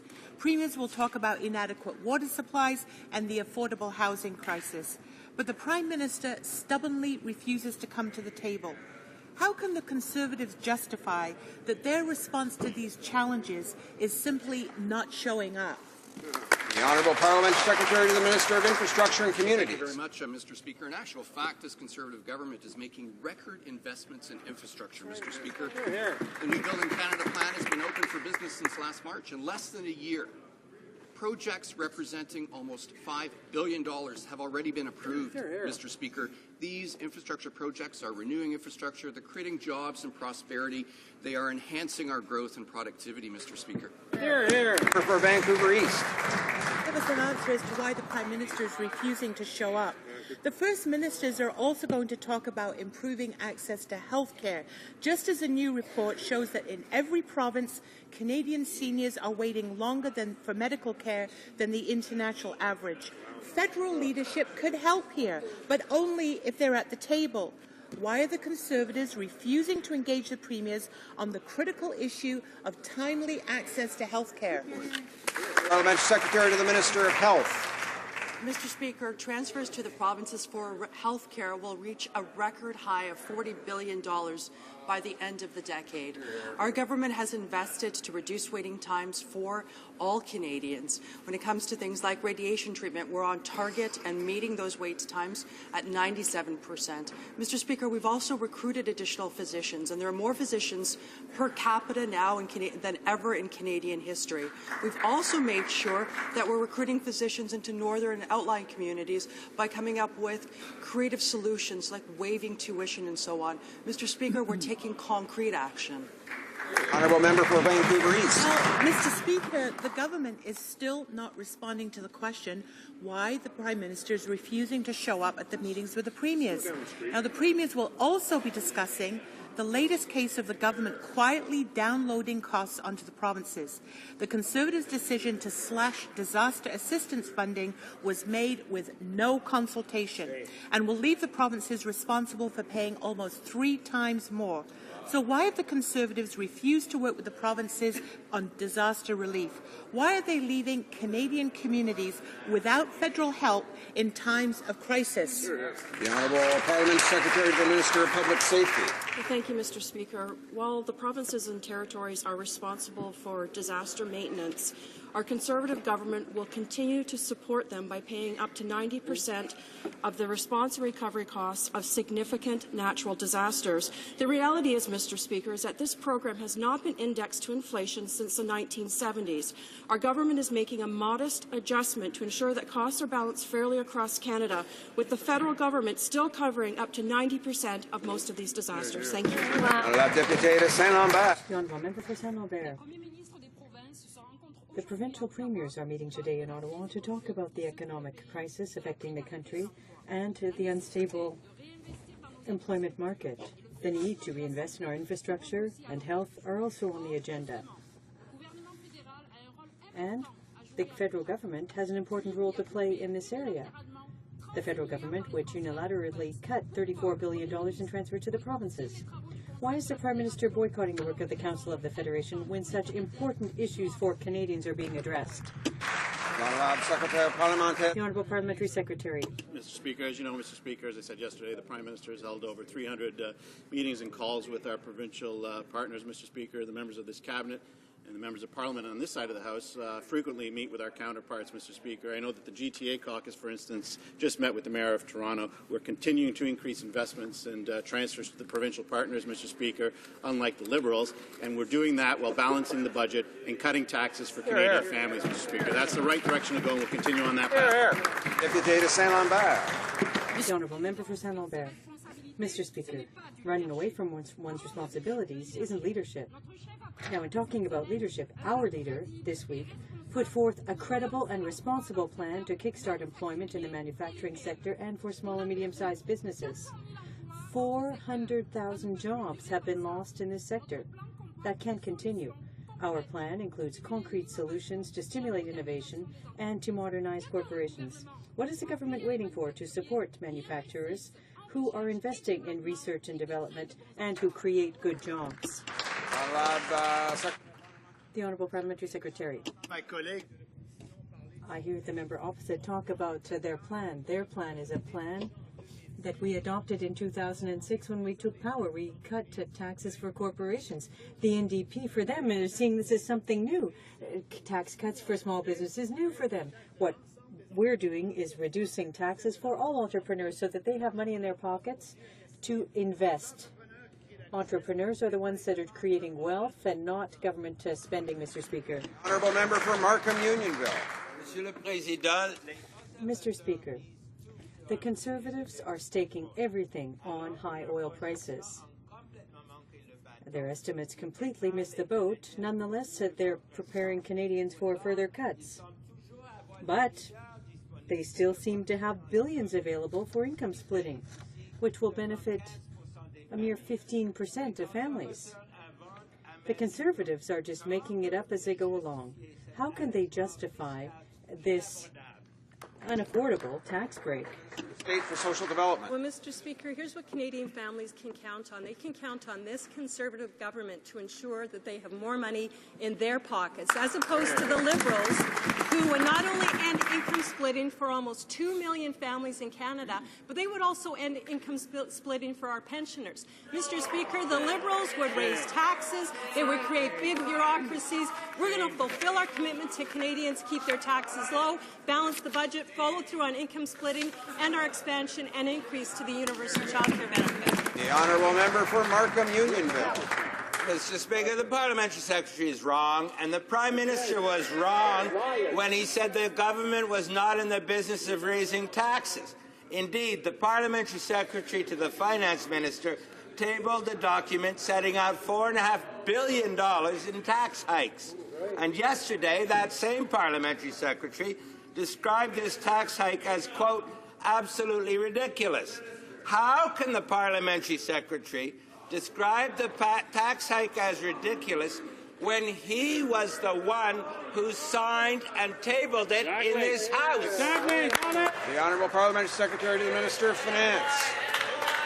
Mr. Speaker, under our Conservative government, the tax burden on Canadians is at its lowest level in more than 50 years. On average, Canadian families are paying $3,400 less in taxes each year than they did under the Liberals. In addition, every family with children in Canada will stand to benefit from the latest tax breaks, including the increase and expansion of the universal child care benefit to nearly $2,000 per year for every child under 6 and $720 per year for every child between the ages of 6 and 17. The Liberals would take these benefits away and would increase taxes on Canadian families. The honourable member for St. Paul's. Mr. Speaker, as oil prices plummet, the government has an obligation to mitigate the damage to the Canadian economy by responding to the urgent infrastructure needs of provinces, territories and municipalities. Conservatives have slashed infrastructure spending by 90% this year, impeding jobs and growth. Will the Conservatives stop their cynical, backloaded promises and ensure that the badly needed infrastructure funds flow this year and actually do something that will drive jobs and growth? Parliamentary Secretary to the Minister of Infrastructure. Well, thank you, Mr. Speaker. That is absolutely incorrect. Municipalities and provinces in this country know that they have the strongest partner they've ever had with this Conservative government, Mr. Speaker. And this year we will balance the budget. How did the Liberals balance the budget when they were the government? By slashing health care and education, by reducing transfers to individuals and provinces. Under our Conservative government, transfers to provinces have increased signiorigantly, and infrastructure investments have increased significantly, Mr. Speaker. The Honourable Member for Rimouski-Nejet-Témiscouata-Les-Basques. Mr. Speaker, despite warnings by the NDP, the Conservatives ratified the acquisition of Tim Hortons by Burger King, a transaction that will lead to 20% job losses for administrative staff. A director at Tim Hortons angrily pointed out that Burger King had said, "We will be there for you." With the complicity of the Conservatives, 350 people have already lost their jobs. Employees feel betrayed. Instead of supporting job losses, what are the Conservatives going to do to take steps to create jobs? Honourable Minister of State. Mr. Speaker, the reality is different, Mr. Speaker, completely different, because we had a commitment from the company. It's a very clear commitment. The head office will be in Oakville, Ontario. They will increase the number of restaurants across the country, Mr. Speaker. And what does that do, Mr. Speaker? That creates more jobs for people in that sector.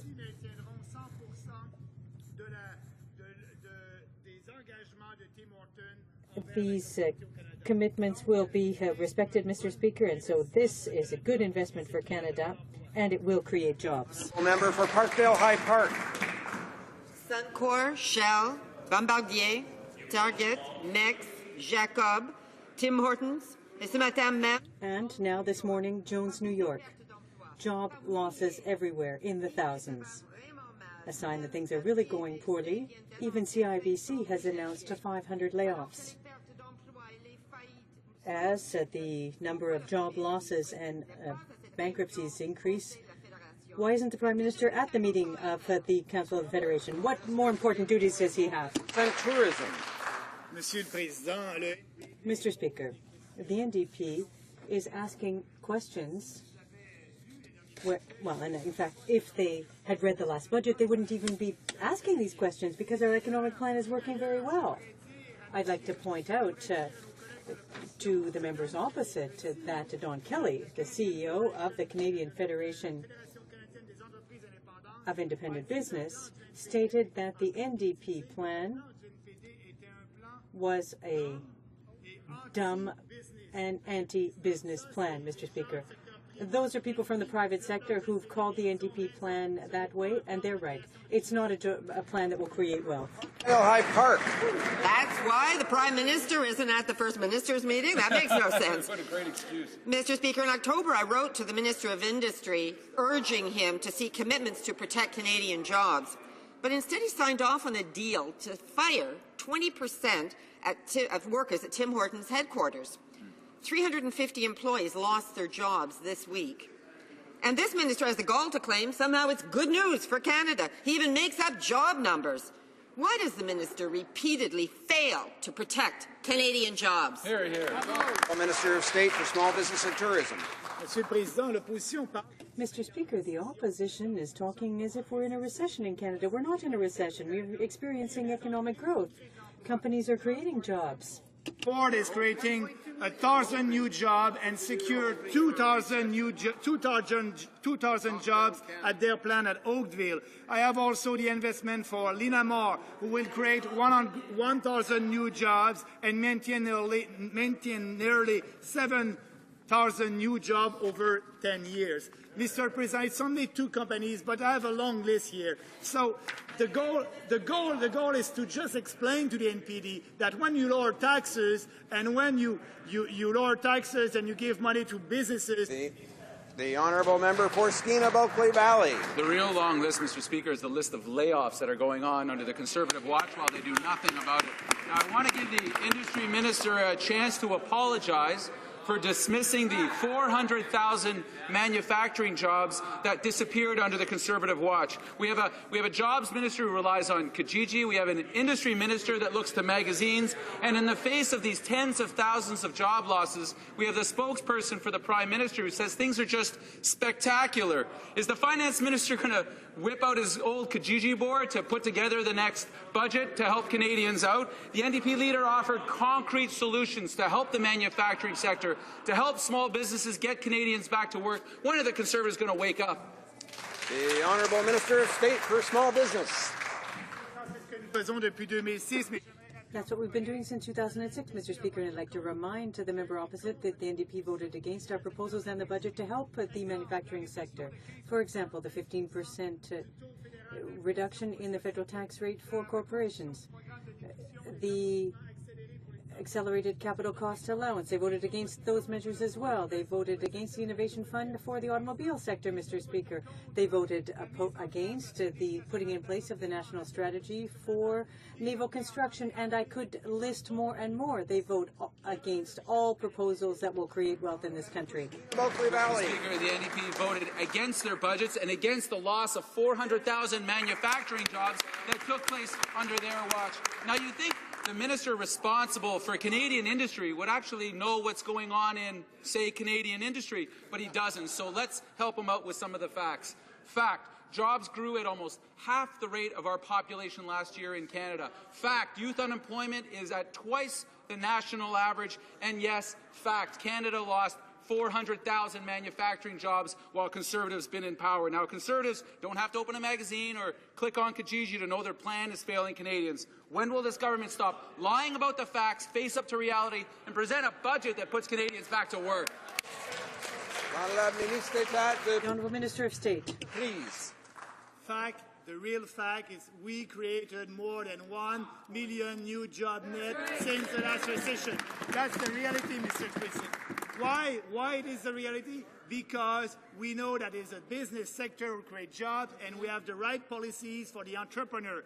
And it's not only me who's saying that. I have a quote here from KPMG. They're saying that the total business tax costs in Canada are the lowest in the G7, 46% lower than those in the United States. When you have lower taxes, when you give money to the entrepreneur, they create jobs and wealth in this country. The Honourable Member for Laurier-Sainte-Marie. Mr. Speaker, Canadians are entitled to know the exact nature of the mission that the Conservatives are conducting on their behalf. The Canadians are also entitled to know exactly how much that military mission in Iraq will cost. The U.S. and the UK are publicly disclosing their cost assessments. The government has acknowledged that it has figures. Why is it refusing to make them public? What does the government have to hide? The Honourable Parliamentary Secretary. There will be incremental costs to this mission, as there are for any mission. When we have actual cost report, they will be reported through existing parliamentary procedures. Cost estimates are updated regularly due to the nature of the mission, and we're not going to mislead Canadians by giving them inaccurate information.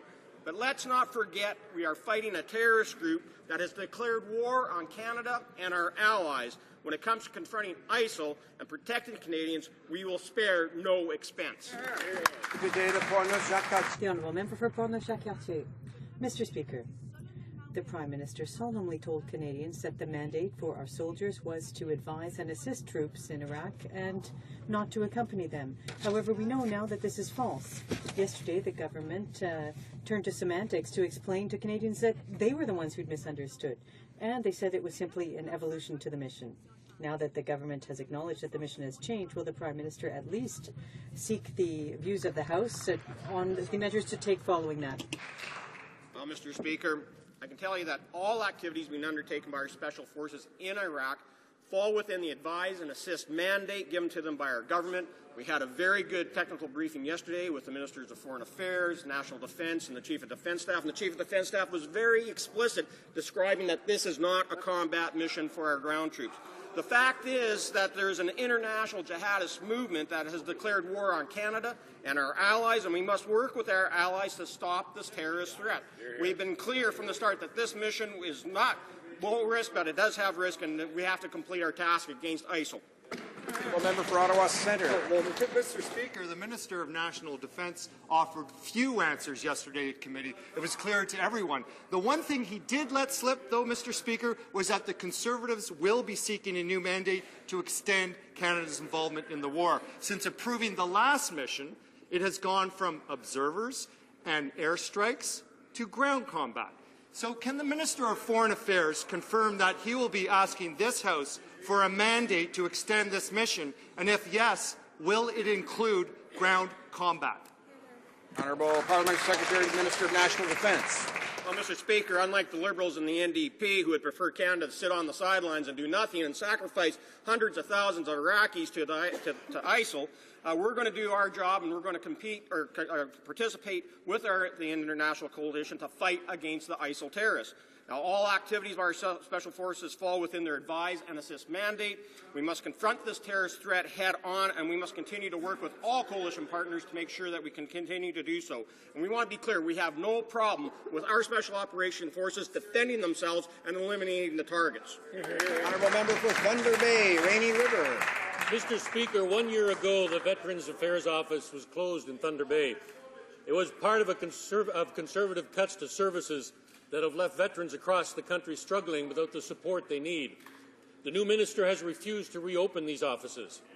The government, Mr. Speaker, has a legal and moral responsibility to help veterans. Will this minister do the right thing, reopen these offices, and start giving veterans the support and the respect they deserve? Parliamentary Secretary to the Minister of Veterans Affairs. Mr. Speaker, and as this is my first time addressing the House as the Parliamentary Secretary for Veteran Affairs, I'd like to say what an honour it is to serve in this capacity. I joined the Canadian Armed Forces at the age of 17 and served for 20 years. And as a member of the Corps of the Royal Canadian Electrical and Mechanical Engineers, I had the pleasure of serving with the Princess Patricia's Canadian Light Infantry, with 1 brigade headquarters, and with 1 service battalion. Mr. Speaker, with respect to office closures, this government is actually opening new offices to better serve our veterans. Mr. Speaker, these are 8 new frontline operational stress injury clinics, and they are focused on delivering mental health services to our veterans. Thank you, Mr. Speaker. The Honourable Member for Saint-Laurent-Cartierville. Mr. Speaker, today again, against all logic, the government has boasted about cooperating with the provinces to deal with infrastructure deficits.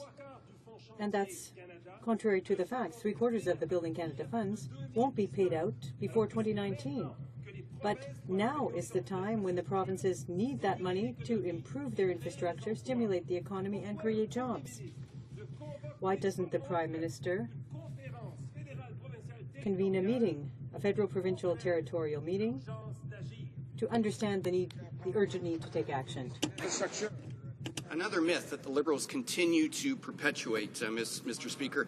Mr. Speaker, this is absolutely incorrect. This is a Conservative government that is making record investments in infrastructure. Mr. Speaker, the New Building Canada plan is the longest and the largest infrastructure investment in Canadian history. $53 billion over the next decade, a long-term, stable, predictable commitment. And already, the New Building Canada plan open for business less than a year. Projects representing $5 billion have already been approved. For 2019, that's the truth. Mr. Speaker, the letters the Federal Trade Minister exchanged with Newfoundland and Labrador on the CETA-related seafood industry agreement are crystal clear. The Minister promised a transition fund to help the industry, but never mentioned that it would be dependent on a demonstrated loss. That's pure invention. In all my years in politics, I have never witnessed such a callous betrayal of a federal commitment to a province. Will the government honor its commitment to Newfoundland? Yes or no? The Honourable Parliamentary Secretary to the Minister of Foreign Affairs, or Mr. Speaker, let's be clear, free trade between Canada and the European Union will deliver tremendous benefits for businesses, workers and their families in Newfoundland and Labrador and across Canada. In the meantime, we fully intend to ratify free trade with the European Union, as is within our authority, and we remain committed to the Minimum Processing Requirements Fund and remain open to receiving proposals from Newfoundland and Labrador on implementing that fund. Member for Trinity Spadina. Mayors across Canada have been absolutely clear. Thousands of Canadians across this country are languishing on housing wait lists. They're getting longer because of government inaction. In Toronto, it's 92,000 people waiting for affordable shelter. Renewing the housing agreements is only sustaining the status quo, and it is absolutely unacceptable. It's inaction. To make matters worse, co-op housing residents are not only being told they're not getting their agreements renewed, they're actually having their rents jacked by this government. It's unacceptable. While they do that, they're handing out billions to well-housed and affluent Canadians. To make matters worse, when the Finance Minister presents his budget, we want him to immediately fund and renew the housing agreements, and we want him to cut the funding for the income splitting billion. Order. The Honourable Minister of State for Social Development. Mr. Speaker, that member is absolutely making things up, and it's actually very disappointing. Here's what our government has done. We have renewed agreements, and he might not like them, but the provinces love them. Let me repeat what Ted McMeekin, Ontario's Minister of Municipal Affairs and Housing, said. He said the renewed partnership between Canada and Ontario will help improve access to safe, suitable, affordable housing. What did British Columbia's Minister, Rich Coleman, say? He said the extension of this agreement will help us to create more housing options for British Columbians. Over the next 5 years, this funding will help build new affordable housing, enhance our rental assistance programs, and support partnerships that will contribute. The Honourable Member for Pierrefonds-Dollard. Mr. Speaker, when the minister says that he's maintained health care for refugees, he's just playing with semantics. Because, in fact, he's cut health care for asylum seekers and for those who have simply not completed the process but will become refugees. Mr. Speaker, we're talking here, for example, about basic health care for sick kids who are currently living in Canada. That's unforgivable. So instead of spending $1.4 million to fight these people in court, why isn't the government offering health care to relieve their suffering. Honourable Parliamentary Secretary for Multiculturalism. Thank you, Mr. Speaker. We're very happy with our reform of the asylum system, which is working so much better than in the past. And it is incomprehensible for us to know why the opposition wants to give health care to failed asylum seekers, fraudulent asylum seekers. And if that's what they're asking for, we will continue to protect the interests of the healthcare system of refugees as well as those Canadians. Bravo. The honourable member for Scarborough Rouge River. Mr. Speaker, it's because of this minister's policy, hospital admissions for refugee children doubled.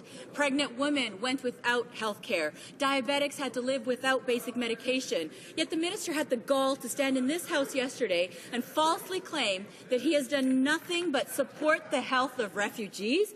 He has spent more than $1.4 million fighting to keep his repulsive policies. How can the minister justify using the hard-earned tax dollars of Canadians to fight against a basic Canadian value? Bravo. The Honourable Parliamentary Secretary for Multiculturalism. Mr. Speaker, Canadian health care is for Canadians and those refugees that are that we accepted. It is not for those who are failed refugee applicants or fraudulent or fraudulent ones. We stand on this side of the House to protect our healthcare system and taxpayers' money. The Honourable Member for Nanaimo, Cowichan. Mr. Speaker, these Conservatives are just poor managers. They're paying private consultants over $200 an hour to process access to information requests when public servants could do the work at a fraction of the cost.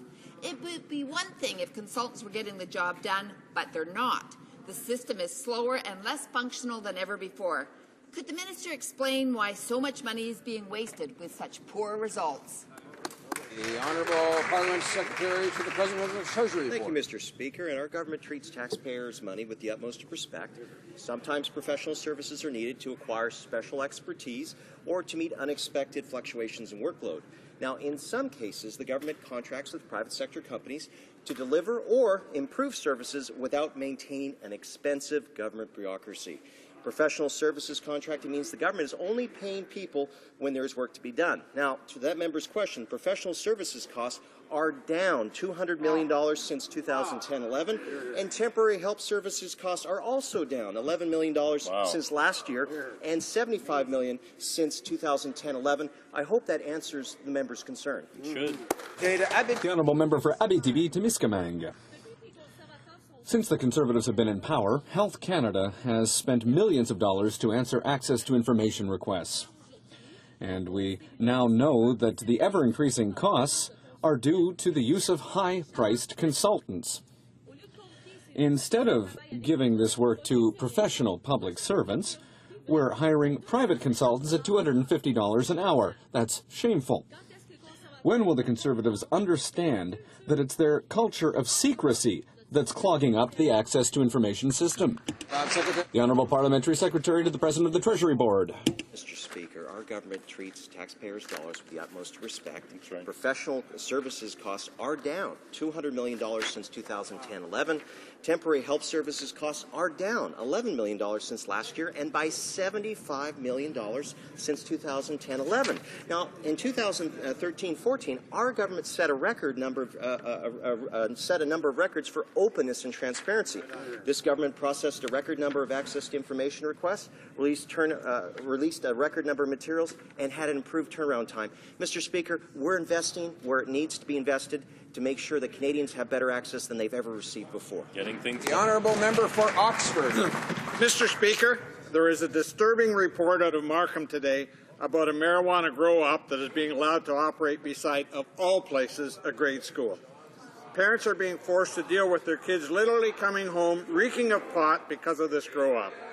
Our Conservative government has made these home grow-ops illegal, but the courts are being used to let them continue and causing risk to health and safety. Can the Parliamentary Secretary of the Prime Minister please tell us what our government is doing to fight this? Parliament Secretary. Well, thank you very much, Mr. Speaker. Mr. Speaker, let me just say quite clearly that this case is completely unacceptable. We, of course, have moved very quickly to try and end these grow-ops in our communities, Mr. Speaker, but the courts are fighting us every step of the way. Now, what is incredible is that there are still some people who are defending this molding rot in our communities, Mr. Speaker. Let me quote what the leader of the Liberal Party had to say. He said this, and I quote, "Our worries are that the current hyper-controlled approach around medical marijuana that actually removes from individuals the capacity to grow their own is not going in the right direction. We don't need to be all nanny state about it." Well, Mr. Speaker, my constituents and I don't believe that it's acceptable for kids to come home smelling of pot, and we'll make sure they don't. The Honourable Member for Compton Stansted. The Sherbrooke Airport could be an important tool for economic development for the region if it could accept scheduled airline flights. Our region is an important hub for innovation and research with the University of Sherbrooke and the CHUS. And what's more, our innovative businesses would benefit from greater access to global markets. This project has been talked about for years, for decades even. It's a priority for local residents and politicians, but the Conservatives refuse to act. Why are they neglecting job creation and economic development in Estrie? The Honourable Parliamentary Secretary to the Minister of Transport. Mr. Speaker, our government is committed to ensuring that our airline security system supports economic growth. If controls can be put in place at non-designated airports, or if it's not required, another source of funding must be established. The Minister has asked representatives to elaborate a mechanism that will allow non-designated and low-risk airports to obtain security screening services on a cost recovery basis. The Honourable Member for Sherbrooke. Thank you, Mr. Speaker. And indeed, on that point, on the principle of cost recovery, in 2013, the Transport Minister promised to study the possibility of establishing a mechanism to allow non-designated low-risk airports, like the Sherbrooke Airport, to obtain security screening services on a cost recovery basis. So for a year and a half, they've been working on this. So I'd like to know where they're at, whether the Minister has, the Department has managed to establish that. The Honourable Parliamentary Secretary. Mr. Speaker, as I just said earlier, that the Minister has sought from her officials to establish a mechanism. The member will know that under the existing mechanism, it's the air transport security security fee that currently funds the existing designated airports. Mr. Speaker, there's some technical details to work out, obviously, as we're looking at this question. We thank the member for his input with respect to raising this particular matter and the process that we're under, and the Minister will report in due course. Honourable Member for Berthier-Masquinongé. Fruit and vegetable producers are uniquely vulnerable against lost payments because when a client goes bankrupt, they can't just demand their product back. But Conservative stubbornness has left them completely without protection. Conservatives have refused to introduce a payment protection program here in Canada. And as a result, the United States withdrew the protection it had extended to Canadians under its own program. Mr. Speaker, why are Conservatives refusing to protect farmers with such an easy, simple solution? The Honourable Parliamentary Secretary for HoC. Thank you, Mr. Speaker, and I thank the Honourable Member for that question. The reality is that our government understands the vulnerability of Canada's fresh produce industry and its contribution to our economy. That's why we introduced clear legislation to provide a single dispute resolution body that would help reduce issues of non-payment faced by the fresh produce industry. We consulted widely on Canada's bankruptcy and insolvency laws and will share the results with Parliament in the near future. The fresh produce industry and other stakeholders will be able to participate in the parliamentary review process, and our government is committed to supporting Canadian producers and exporters and will continue to look at this issue. The Honourable Member for Berthier-Masquinongé. When the Epica Group declared bankruptcy this month, it had a debt of $3.5 million to fruit and vegetable producers. Now, that's a lot of money for our producers, who once again have no guarantee of recovering that money without a payment protection program. The Fruit and Vegetable Alliance has long called for such a program to be put in place, like the American system, to protect our producers. When will the government finally listen to producers and implement this simple, effective measure? Secretary of Parliamentary Secretary. Mr. Speaker, we are listening to producers, and as part of Canada's Economic Action Plan, we have brought in clear legislation to provide fresh produce sellers with a single dispute resolution body, a clear promise we made to our horticultural sector. These changes will allow industry to manage their own system of effective trading rules. And meanwhile, we'll continue to expand our markets for fresh fruit and vegetable growers beyond the USA to new markets such as Europe and Asia. I expect when we do that, we'll get full support from that member. Right. The honourable member for Scarborough-Guildwood. Thank you, Mr. Speaker. 5 years ago, the government set up a bogus corporate social responsibility office to deflect criticism of its own inaction. It was mandated to fail. During its long and illustrious history, it handled a total of 6 files. When the councillor bailed from boredom, the government decided not to replace her. Now, instead of wasting $1 million a year, the government only wastes $180,000 a year. Mr. Speaker, is this what the government calls respect for taxpayers' money? Exactly. The Honourable Parliamentary Secretary to the Minister of International Trade. Mr. Speaker, that claim is completely false. Following the departure of the former CSR councillor, the office continued to deliver on the mandate of CSR councillor workshops and regular meetings with industry, academia, and civil society. The search process to find new councillor is underway with interviews scheduled for February. During the 13 years, Mr. Speaker, the Liberals were in power, they never had a CSR policy. It was this government that introduced this very important strategy, Mr. Speaker. Member for Scarborough-Guildwood. Yet another false claim from the members of the opposition, Mr. Speaker. But if it only stopped there, $700,000 to sue veterans, that makes the lawyers pretty happy.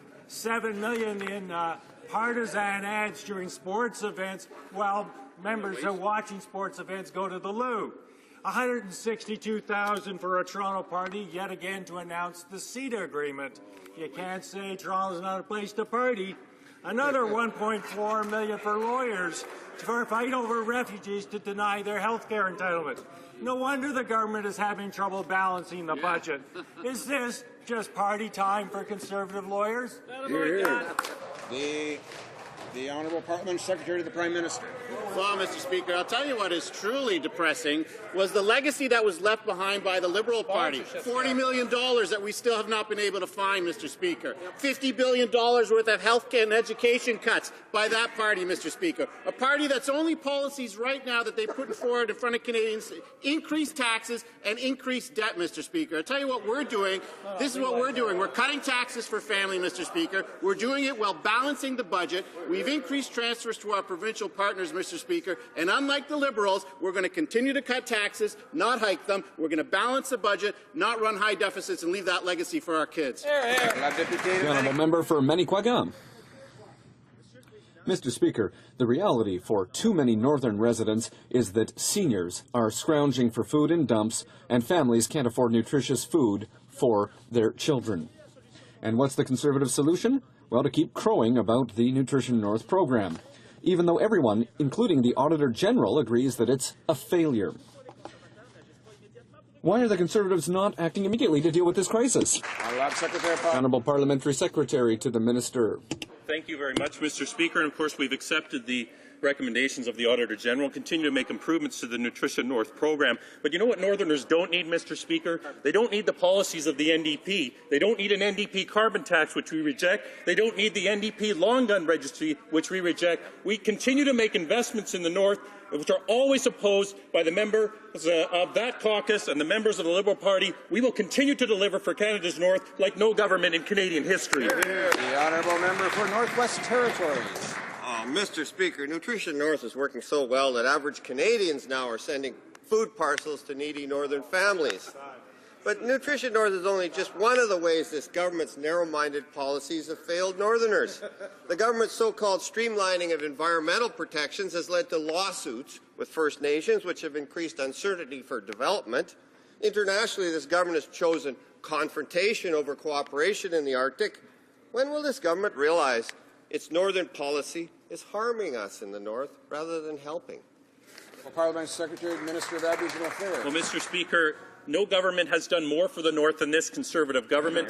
We have invested, whether it's in the Canadian High Arctic Research Station in Cambridge Bay, which that party voted against, whether it's taking down the long gun registry, which was an offence to Northern Canadians and Aboriginals living in the North. We've dismantled it. They will bring it back. Whether it's standing up against an NDP carbon tax, which would increase the cost of everything in the North, we will reject that, and we will continue to deliver for Northerners as we have done since taking office in 2006.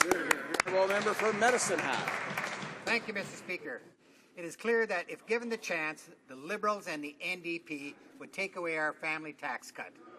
This is because they would rather impose higher taxes like a carbon tax on families. Would the Minister of Social Development please update the House on how our government's plan is benefiting Canadian families? Thank you. The Honourable Minister of State. Thank you very much, and I thank the member from Medicine Hat for the strong work he does to fight for tax fairness for Canadian families. Mr. Speaker, almost 2 million families are looking forward to our family tax cut, which will benefit the middle to low-income families primarily. Every single Canadian family in Canada with children is looking forward to our increase and expansion of our universal childcare benefit. Canadians know that this government will keep those things to put more money in their pockets. The Liberals and the NDP will create bigger bureaucracies, more debt, more taxes on Canadian families. So the choice is clear. Mr. Speaker, they can deny it, but Canadian families know what they will do. The Honourable Member for Markham Unionville. Mr. Speaker, with mushrooming processing times for family class immigrants and too many unwarranted denials of visitor visas, it's hardly surprising that Conservative MPs hear complaints when they meet constituents on this topic. At one such meeting, the member for Willowdale actually told Iranian Canadians to go back to Iran. Wow. Apology or not, will the multicultural minister acknowledge that such comments have no place in Canada, let alone coming from his own parliamentary secretary? The Honourable Parliamentary Secretary for Multiculturalism. Thank you, Mr. Speaker. During a 3-hour-long meeting with the Iranian committee, many comments were made, and some of it made up and misunderstood. That is obviously not what I meant. So, as an immigrant to this country, myself, no one understands better than myself the great opportunity that Canada offers to so many. Thank you. The Honourable Member for Yellowhead. Mr. Speaker, my constituents have been clear that they cannot afford another tax hike. Families are trying to save to help pay for their children's education and everyday expenses incurred by a raising family. Can the Minister of Environment please update this House on our government's plan to help Canadians keep more of their hard-earned dollars in their pockets? Good question. The Honourable Minister of the Environment. Thank you, Mr. Speaker. Mr. Speaker, I'd like to thank my colleague from Yellowhead for that question. Our government is lowering taxes and providing money directly to Canadian families with the family tax cut and enhanced universal child care benefit. However, the Liberals and the NDP want to impose a carbon tax on hard-working Canadians. This tax would be very harmful to Northerners. It would raise the price of things like groceries and fuel, where the cost of living is already very high. I am proud to be part of a government that is standing up for Canada's North, and we will continue to do so by opposing the reckless job-killing carbon tax. The Honourable Member for Jonquière-Alma. Mr. Speaker, the federal government's disengagement from social and affordable housing is shameful. Organizations in my region are concerned about the end of federal aid for vulnerable families. At the Municipal Housing Office in Saguenay, the waiting list is getting longer. Will the government reinvest in social housing, or will the most vulnerable in our society again have to pay for this government's ideological budgets? The Honourable Minister of State for Social Development. Speaker, we have invested in affordable housing in a number of ways, including direct funding in previous governments, previous budgets, Mr. Speaker, to help renovate and retrofit social housing. We've expanded and extended our investment in affordable housing because provinces are directly responsible for housing. So we provide the funding, they match the funding, they use it for a wide variety of things like rent supplements, like new affordable housing, a host of things. We're grateful that we can work with them. We'll continue to work with them, but allow them to do what is within their jurisdiction, which is housing. The Honourable Member for Ahunsik. Mr. Speaker, the Minister of Public Safety uses every opportunity to speak of the urgent need to fight terrorism. However, all he's done in reality is make cuts to research programs, cuts to CSIS, and given no new resources to the RCMP and not a penny for the fight to prevent violent radicalization of youth. Does the Minister of Public Safety realize that it's not some amended acts that are going to stop the recruitment of youth by jihadist groups? What's needed are resources for prevention, research, and intelligence gathering. Secretary. The Honourable Parliamentary Secretary to the Minister of Public Safety. Thank you, Mr. Speaker, and I'd like to thank the member for that question. Mr. Speaker, our government has taken strong action to combat radicalization. In fact, this is actually a key pillar of our counterterrorism strategy. But when we take a look at the history of what's happened here and globally around the world, just recently in October, we had terrorist attacks that took place in Quebec and here in Ottawa, and actually here in our institution of governments. This government is moving forward with strong legislation. We're actually debating it in the House today, C-44, and I would like for once that member who stands in this House and asks questions about how we're going to counter terrorism to actually stand up and support measures that will keep Canadians safe. The Honourable Member for Hunsik. Mr. Speaker, the Premier of Quebec has made it known to the Embassy of Saudi Arabia that Quebec would be ready to welcome Raif Badawi, whose wife and 3 children live in Sherbrooke. As for the Minister of Foreign Affairs, he has said that the sentence given to Mr. Badawi is a violation of human dignity. What is the Prime Minister waiting for to intervene with his Saudi counterpart to ensure that Mr. Badawi is pardoned and can come join his family in Canada? The Honourable Parliamentary Secretary to the Minister of Foreign Affairs. Mr. Speaker, as a member opposite is well aware, the Minister has, and our government have taken a very strong stand on this issue. We consider the punishment of Mr. Badawi to be a violation of human dignity, of his rights, and we continue to call for clemency in his case, and we will continue to promote human rights around the world as part of our government's policies. See, the Honourable Member for Longueuil-Pierre Boucher, rising on a point of order. No, it's a question of humanitarian. Is it a humanitarian issue if we still have time? I was just about to say this will conclude the time allocated for question period for today. I thank the member for his interest. Tabling of documents. Dépôt de documents. The Honourable Government House Leader. No, pardon. The deuxième. Dépôt de documents. Introduction of government bills. L'Honourable Mr. Van Loan. This introduction of government bills, Mr. Van Loan, for Mr. Blaney, seconded by Ms. Bergen, moves for leave to introduce a bill entitled An Act to Enact the Security of Canada Information Sharing Act and the Secure Air Travel Act to amend the Criminal Code, the Canadian Security Intelligence Service Act, and the Immigration and Refugee Protection Act, and to make related and consequential amendments to other acts. This motion is deemed adopted. Now, Mr. Van Loan for Mr. Blaney, seconded by Ms. Bergen, moves that the bill be now read a first time and be printed. This motion is deemed adopted. First reading of this bill, première lecture de ce projet de loi. And when shall the bill be read a second time? At the next sitting of the House. Introduction of government bills. Statements by ministers. Déclaration des ministres. Reports from interparliamentary delegations. Rapport de délégation interparlementaire. Presenting reports from committees. Introduction of private members' bill. Dépôt de projet. Introduction of private members' bills. First reading of Senate public bills. Première lecture. First reading of Senate public bills. Motions. Motion. Motions. Presenting petitions. Presentation. Presenting petitions. The honourable member for Kamloops, Thompson Caribou.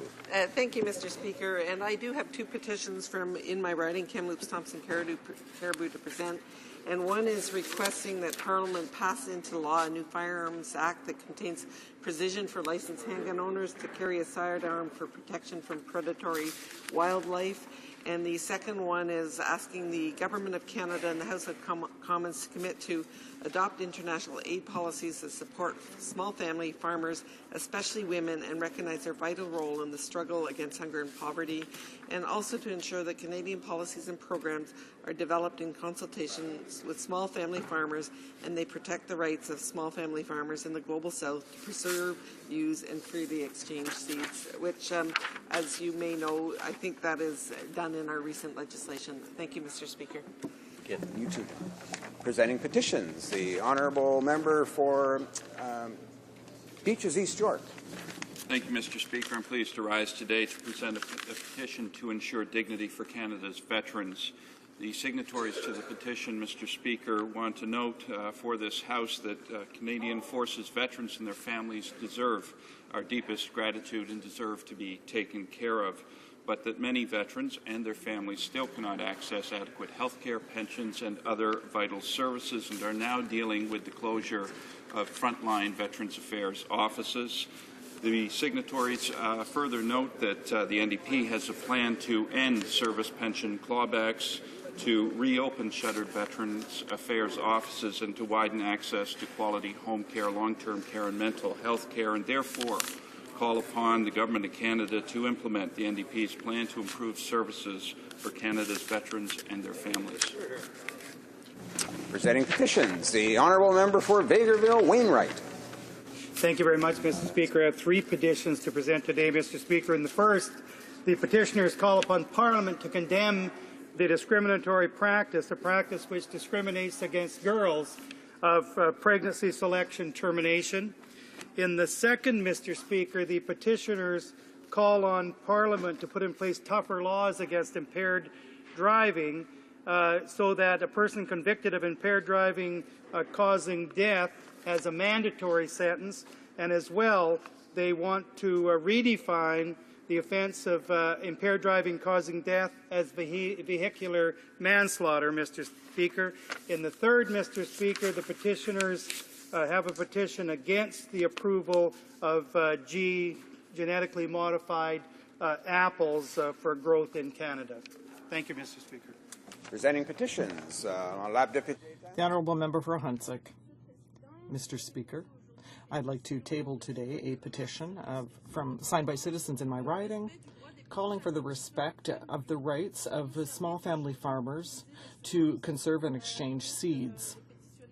Therefore, the petitioners are calling on us to adopt international aid policies that will support small farmers and to ensure that the policies and programs further to a consultative process with farmers be implemented, and that this preserve their right to conserve, preserve, and exchange seeds. Thank you, Mr. Speaker.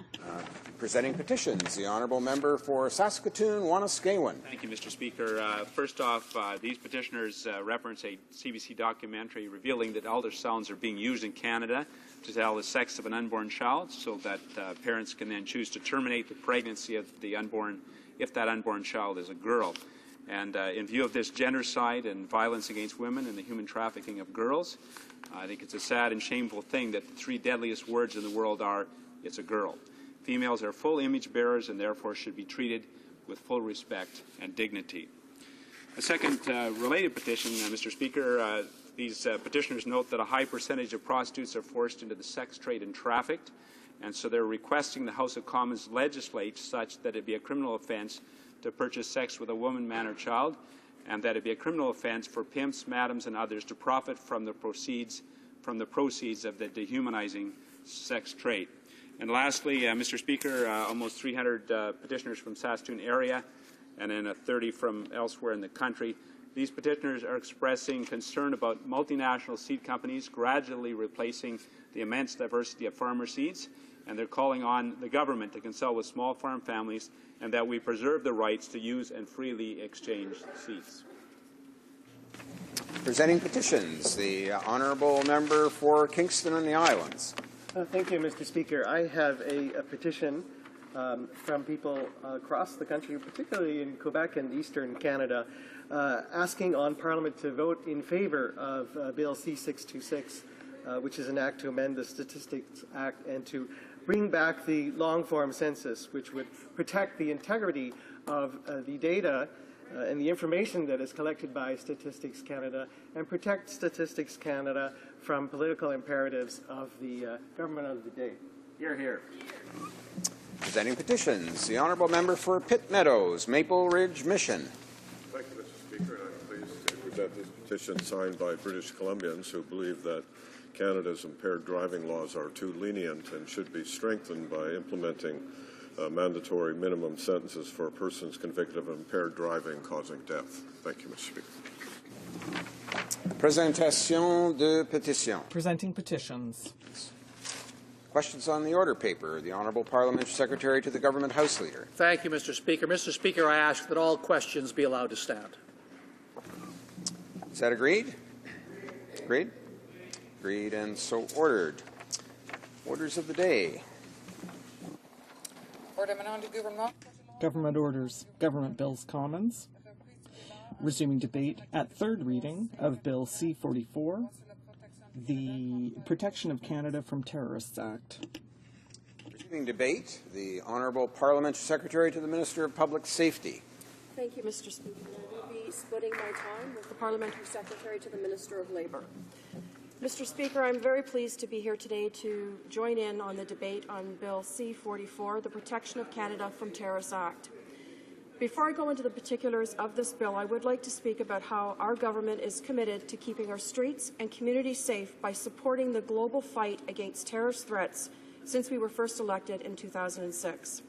As we have seen, Mr. Speaker, the international jihadist movement has declared war on Canada and her allies.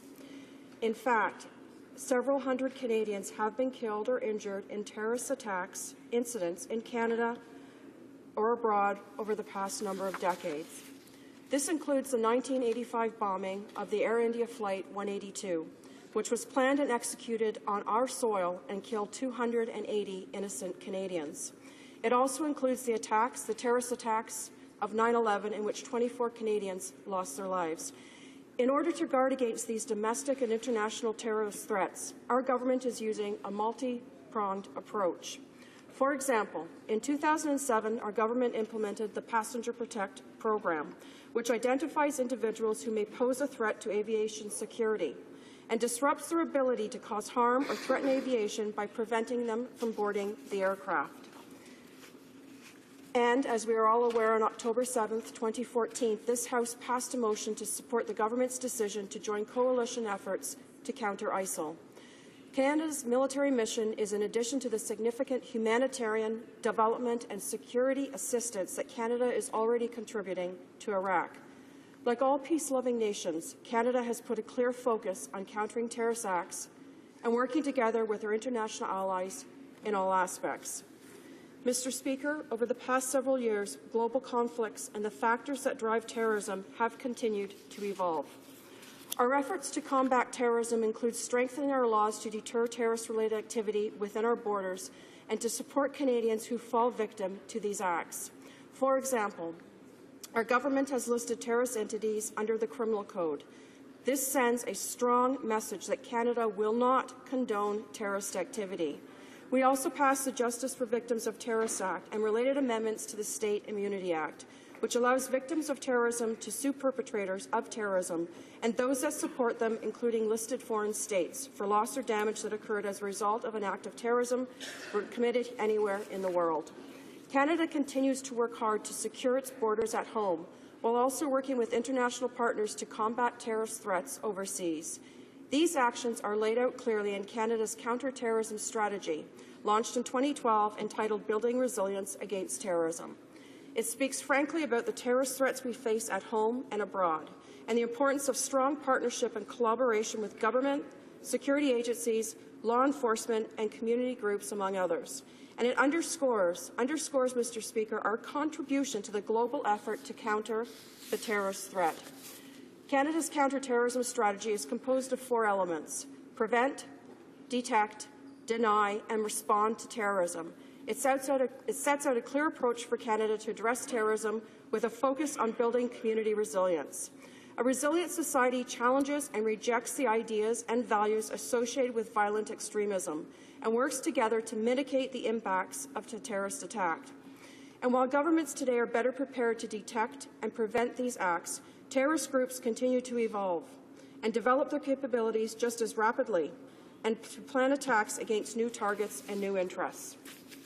Without a doubt, Mr. Speaker, the threat posed by homegrown violent extremists, individuals who seek to harm others in pursuit of overtly political, religious, or ideological objectives, is an important challenge facing many democratic nations today, not just here in Canada. There is a real concern that new and evolving conflicts in the world may lure young people to engage in violent extremist activities at home and abroad.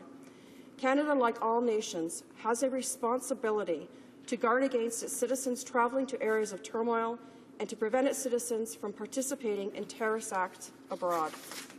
And we must also be prepared for those who return home, battle-hardened, imbued with real-life terrorist ideology. Some of them will be highly skilled potential domestic terrorist actors. Perhaps more importantly, they will have tremendous legitimacy in their eyes of others aspiring foreign fighters. They will have acquired both the credibility and charisma that is required for them to act as guides, as mentors, and as radicalization agents in their own right. That's why our government passed the Combating Terrorism Act, legislation that would ensure Canada has the tools it needs to combat crime and terrorism to protect its citizens. Particular to that legislation was a provision intended to deter persons from leaving Canada to attend terrorist training camps or engage in other activity abroad. Through this provision, our government closed an important gap in the current laws. Recent court decisions, however, Mr. Speaker, necessitate that we amend the CSIS Act to address important questions that have been raised about CSIS's mandate and investigative authorities. That is why we have introduced Bill C-44, the Protection of Canada from Terrorists Act. By amending the CSIS Act, Bill C-44 does a number of things. It confirms both CSIS's authority to conduct its investigations outside of Canada and the federal court's jurisdiction to issue warrants authorizing CSIS to undertake certain activities abroad to investigate threats to the security of Canada. It clarifies that the federal court only needs to consider relevant Canadian law when deciding whether to issue warrants that give CSIS the authority to undertake certain intrusive activities to investigate a threat to the security of Canada outside of our borders. It also protects the identity of CSIS human sources from disclosure, akin to those same protections afforded to police informers. And it also, Mr. Speaker, it protects the identity of very important CSIS employees who are likely to become engaged in future covert activities. Additionally, Bill C-44 introduces technical amendments to the Strengthening Canadian Citizenship Act that will enable the Minister of Citizenship and Immigration to revoke Canadian citizenship from dual citizens who are convicted of terrorism, high treason, and treason or spying offences, depending on the sentence received. Our government believes, Mr. Speaker, that this legislation will help us uphold the fundamental rights and liberties of Canadians, and that these powers will be used judiciously. Mr. Speaker, the reality is that no government can guarantee it will be able to prevent all terrorist attacks each and every time. Nevertheless, we are taking strong action through our counter-terrorism strategy and through legislation that is before us today, Bill C-44, to address terrorism in its many forms to ensure that our streets and communities are safe. I therefore urge all members to support the swift passage of this legislation. Thank you, Mr. Speaker.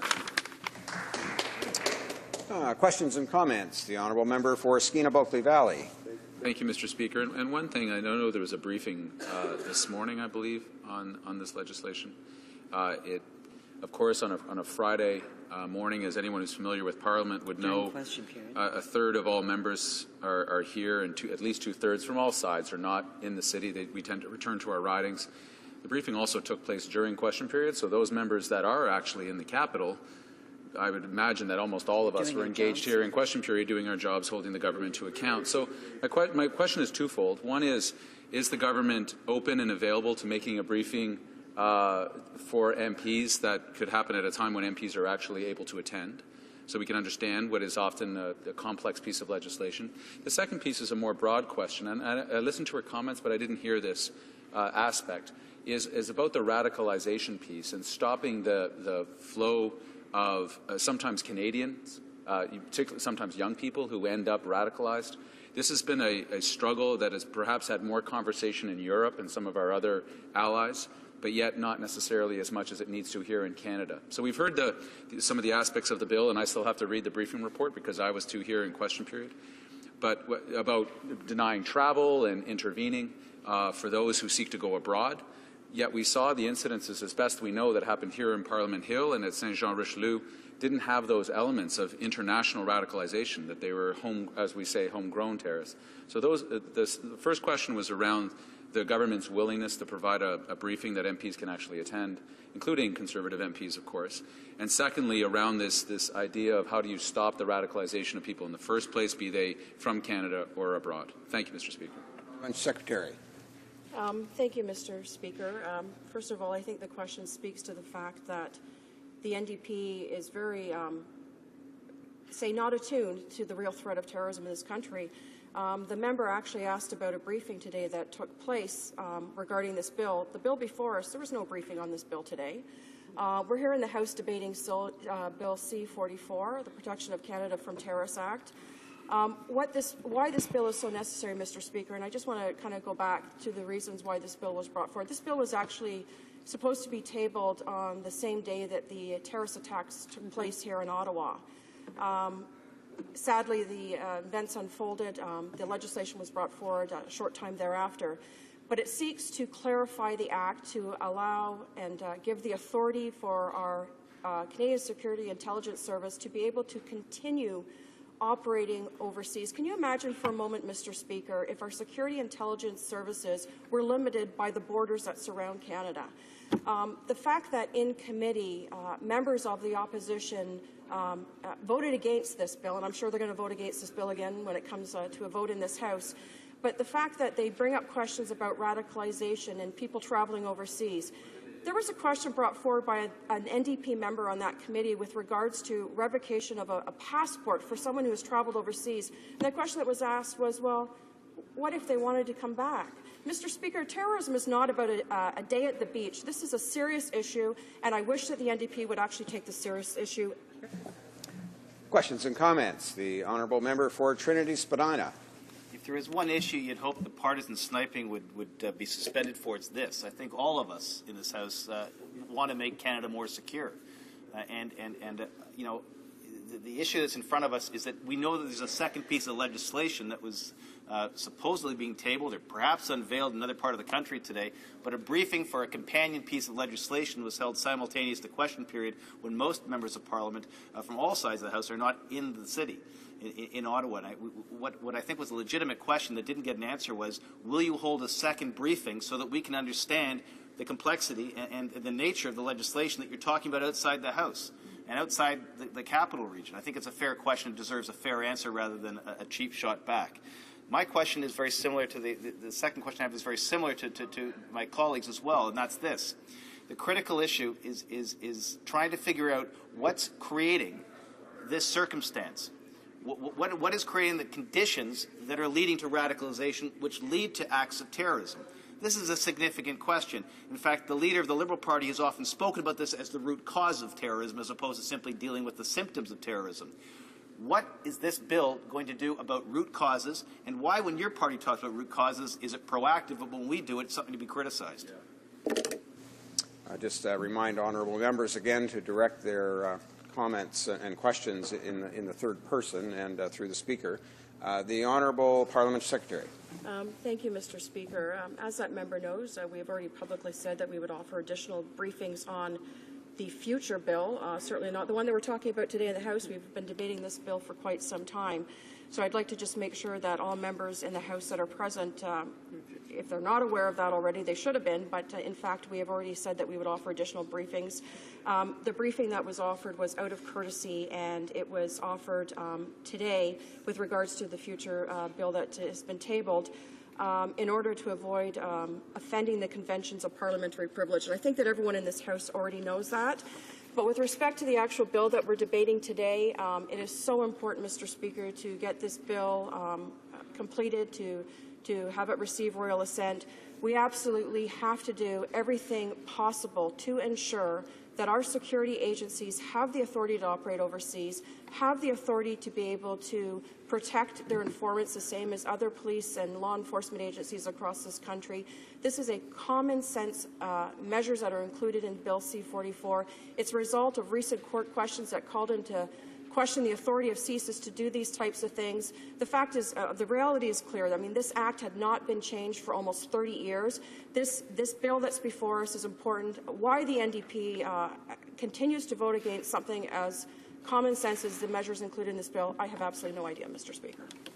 Resuming debate, the Honourable Parliamentary Secretary to the Minister of Labour. Thank you, Mr. Speaker, and I do want to first of all clarify we are discussing C-44 today, and of course C-51 is recently tabled, and of course we'll be looking forward to some very important debate on a complementary piece of legislation in terms of protecting Canadians. But Mr. Speaker, I do want to rise to support for the protection of Canada from terrorist acts, which is really another important step from our government to protect Canada against terrorism. And really what we're looking at is amending two key pieces of legislation. So this bill strengthens our response to so-called extremist terrorists or travelers and confirms the toolkits of our security agencies. And before highlighting the most important amendments, let me situate this legislation within a global context and explain how it builds on our existing legislation and policy. The Islamic State in Iraq and the Levant, or ISIL, has become a household name around the world. It is destabilizing Iraq and Syria while carrying out horrific acts against innocent people. As you know, as part of an international coalition, Canada's CF-18 fighter jets are targeting ISIL forces in Iraq. We have joined our allies in this fight because we know that groups like ISIL pose a serious threat not just to regional security, but to the citizens of Canada as well. But the fight against terrorism does not take place only under foreign skies. Every day, along our borders, in front of our computer screens, within our communities, and with our partners, Canada's intelligence, security, and law enforcement agencies are standing on guard against terrorism. They carry out their work guided by the four tenets of Canada's counter-terrorism strategy, which is prevent, detect, deny, and respond. And they are supported by legislation passed by Parliament, and that includes the Combating Terrorism Act, for example, which makes it illegal to leave or attempt to leave Canada with a view to committing certain terrorism offences outside the country. Indeed, the RCMP actually laid their first charges under that act last summer. The landscape for terrorism, however, is rapidly evolving, and our agencies need better tools to keep Canadians safe and secure. Consider the findings of the 2014 Public Report on Terrorist Threat to Canada. In 2013, Canada added 6 groups to the list of terrorist entities, bringing the total to 53. Moreover, as early as 2014, the government had identified approximately 145 individuals with connections who may have been involved in terrorism-related activities in foreign countries. These are Canadians that groups like ISIL are trying to actually recruit through sick propaganda. When Canadians are lured into fighting for a terrorist cause, they can inflict harm on innocent people in a foreign country. What's more, with the training that they receive and the propaganda that they are subjected to, extremist travelers may return home motivated to carry out terrorist acts on our own soil. Thus, while our brave men and women take part in combat missions overseas, it is our responsibility here to prevent, detect, deny, and respond to terrorism in all of its forms. So, Mr. Speaker, this brings me to Bill C-44, the Protection of Canada from Terrorists Act. This act addresses 2 pieces of legislation that are really key in our fight against terrorism. As you will recall, the Strengthening Canadian Citizenship Act received royal assent in June and actually expanded the grounds for revocation of Canadian citizenship. And it also streamlined the process for making those decisions. Once in force, there will be authority to revoke Canadian citizenship from dual citizens convicted of terrorism, high treason, and treason or spying offences, depending on the sentence that is imposed.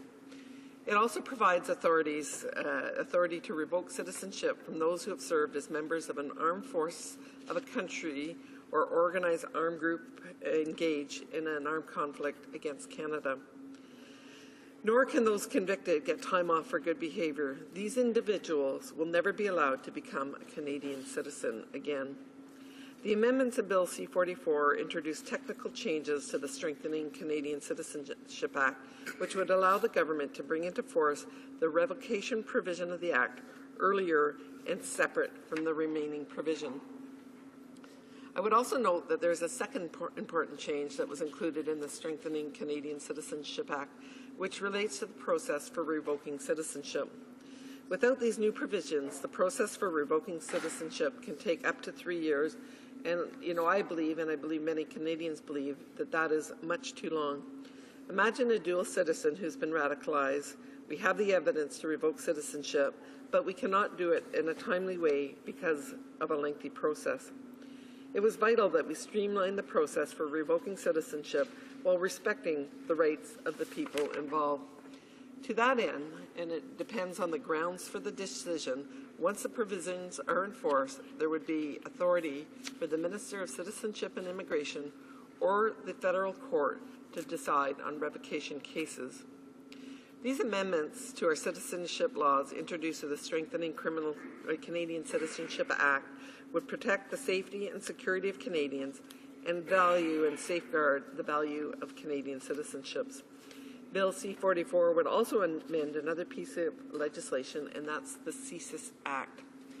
And of course, we heard earlier that the CSIS Act was introduced 30 years ago. The expression extremist traveler was not part of our lexicon, and neither, of course, was social media. I mean, who could have imagined that messages of intolerance and hate would one day be transmitted without filters to a mobile phone, as one example? And who could have foreseen how the propaganda could have turned someone with mainstream views into an extremist? Yet this is, of course, the world we live in now. We must adapt and adapt quickly to ensure that CSIS has the tools it needs to investigate threats in a new world. To do this, we must affirm the key elements of CSIS mandate that have been brought into question by recent court decisions. And really, that is what Bill C-44 is all about. It is not about new powers. First, this bill would confirm CSIS' existing authority to undertake investigative activities outside of Canada as it relates to the security of Canada or security assessments. Second, it confirms the existing jurisdiction of the federal court to issue warrants to authorize CSIS to undertake certain intrusive investigative activities outside of Canada. Third, it clarifies that in determining whether to issue warrants for activities outside of Canada, the federal court only need consider the relevant Canadian law. And fourth, it will ensure that the identity of CSIS human sources will not be disclosed in legal proceedings except in circumstances similar to common law privilege protections that exist already for frontline police informers. In addition to protecting the identity of CSIS sources during legal proceedings, it would also protect the identity of CSIS employers who are likely to become involved in future covert operations. So taken together, the amendments proposed in Bill C-44 address recent court decisions related to CSIS and ensure that CSIS has the tools it needs to fulfill the mandate it was given by Parliament 30 years ago. Canadians depend on our government to protect them from terrorist activities, and we must not fail them. And so I urge all members to join me in offering unconditional support for Bill C-44, a much-needed response to a rapidly changing security environment. Thank you so much, Mr. Speaker. Questions and comments? Question et commentaire? La députée de Rivière. The Honourable Member for Rivière-des-Mille. Well, thank you very much, Mr. Speaker, and I will have the honour to speak to this issue a little later on today, but I'd like to thank the member opposite for her remarks.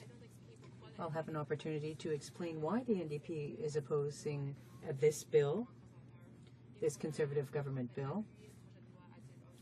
and why we supported it at second reading.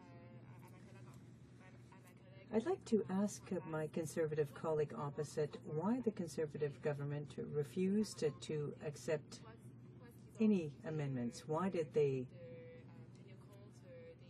refuse to take into account the comments and criticism from experts and other stakeholders?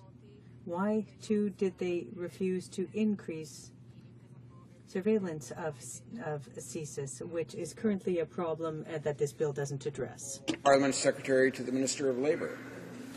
Thank you, Mr. Speaker. And certainly what we created with Bill C-44 is a strong piece of legislation, that was going to needed all the elements to do the tasks that we set out for it. So, you know, as the opposition perhaps proposed amendments, what in general I think was they were eroding the ability of this piece of legislation to take on the responsibilities that it needed in terms of the purposes. So again, responding to the court decisions. What I do note, of course, is there's complementary pieces of legislation. She talked about, you know, some gaps and some additional needs. Well, I welcome her response, and I also look forward to the support that I hope we get from the NDP on Bill C-51. Questions et commentaires? Honorable député. Questions and comments, the honourable member for Saint-Laurent-Cartierville. I'd like to ask my colleague what legal basis she is basing her insurance or guarantee that the two categories of citizenship, whether they have dual nationality or not, involving the potential revocation, will not be deemed counter to the Charter. So does she have a legal opinion to support her position on that? Thank you, Mr. Speaker. And of course, I don't have the benefit of being a lawyer like I believe my colleague is on the other side. But of course, the Minister of Justice has a number of lawyers within the Justice Department. And of course, every piece of legislation that we bring forward has had a full analysis in terms of the protection of the rights and Charter rights and freedoms. Questions and comments? Questions et commentaires? The Honourable Member for Saint-Jean. Thank you, Mr. Speaker. I listened to my colleague's speech with great interest, and the Conservatives constantly refer to the murder that took place in Saint-Jean-sur-Richelieu in October, and I would like to ask her to explain how changes to CSIS and the way it functions could have prevented such an event that was committed by somebody who was monitored by the RCMP, who had been evaluated by the RCMP, and the RCMP had concluded that that person was no longer a danger to society. The Honourable Parliamentary Secretary. Thank you, Mr. Speaker. And I do find it very strange how the NDP cannot look at what is the definition of terrorism and actually call a spade in terms of what happened in both events in Canada back in October. But I guess more importantly, we do know that, of course, lone wolf attacks are very difficult to prevent, but we do also know that our agencies, our law enforcement agencies, need the tools and the modern tools to do the job that we want them to do in terms of protecting us. Resuming debate. Now, the Honourable Member for Northwest Territories. Well, thank you, Mr. Speaker, and I'll be splitting my time with the member for Rivière-des-Mille-Îles, and I'm speaking today, of course, on this Bill C-44, terrorism bill. Before I get into the more technical aspects of a speech that I have here, I want to talk a little bit about the threat of terrorism in Canada. You know, I've heard my colleagues across the way describe the events of last fall as being one of the most egregious acts that we've seen in Canada in terrorism, but I don't think they actually deserve that title. The most egregious act of terrorism that occurred in Canada, of course, was Air India. 1986, I believe that was the date of that very, very tragic occurrence where CSIS, in place at the time, was tracking the terrorists, And we found out many, many years later because, of course, we didn't have very good oversight over CSIS and its operations at the time, and Parliament wasn't able to actually get to the bottom of it for many, many years, and required quite an extensive action on the part of government to do that. So what we see in 1986 was a very, very large act of terrorism, hundreds of people killed. That is, to my mind, the primary event of terrorism in Canada over the time that I've been in existence here. We've seen other acts of terrorism. We've seen terrorism in the Alberta gas fields where people have blown up gas wells on numerous occasions. We've seen acts of terrorism on the West Coast against hydroelectric facilities. So terrorism has shown up in Canada quite often over the course of our lifetimes. We haven't, only today do we see that we see this kind of knee-jerk reaction to two incidents of that really we have very, very, very much difficulty in understanding as pure terrorism, because of course the individuals involved with them had mental issues, they had social issues, they may well have been influenced by ideology from one ethnic group or the other, but they weren't driven by that, they weren't coerced by that, they acted on their own. They acted on their own and in some ways acted haphazardly and without, in a way that suggested that this was simply an emotional outburst. And that, to me, is not the same type of thing as the carefully planned and executed destruction of an airliner killing hundreds of people. That is truly what I think we can make a definition of the, if not of terrorism, but of the relative degree of importance of the acts that take place.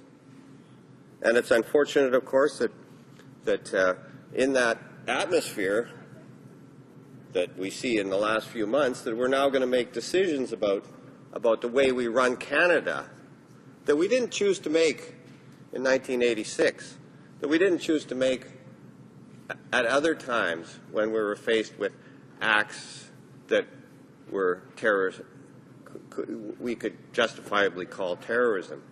So why are we doing it now? Why are we taking these actions now? What is the larger threat that we see and that we perceive that is going to curtail more human rights and basic freedoms that we have in Canada, those that we've worked very hard to maintain? So what are we doing? Well, with this latest bill, what we're doing is increasing the powers of Canada Spy Agency. We're offering it up as another international body to engage in espionage and spying on other countries. So we've created a situation with the law, and Section 8 calls for the enable the service to investigate within or outside Canada threat to the security of Canada or perform its duties and functions under Section 16. So the important words here are outside Canada. So now we're going to put our intelligence service, giving it more latitude to pursue its objectives outside of Canada. And of course, Section 21 of the Act asks that we also give them the ability to act without regard to any other law. In other words, any other law of another country.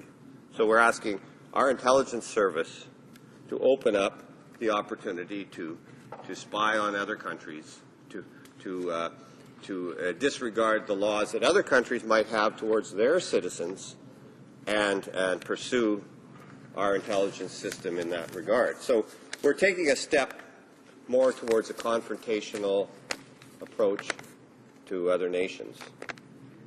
and based on one single perceived threat of ISIL or Al Qaeda or those foreign agencies that we see as being the prime international threat to the stability of the world right now, and so I think we're on a fairly slippery slope here, and this is simply the first piece of legislation that this government is coming forward with. We're going to see some more, coming out with some more. I believe it was introduced today, or it was given some public notice today, and I haven't had the opportunity to review it. But certainly, we're moving in that direction, and that, I think, is something that we have to take very seriously. It's not a simple matter. It's not simply jump on the bandwagon here and let's go. Let's go after increased surveillance abilities of our intelligence service overseas. And then now within Canada, we're going to see our intelligence service being able to do other kinds of actions which would not have been permitted in the past. So what's the threat? Is the threat of that significance that we need to move in that direction. And I would argue that after the larger incident of terrorism that occurred in 1986, we made some changes to our security system, our airport security system. We did some things that helped reduce that threat.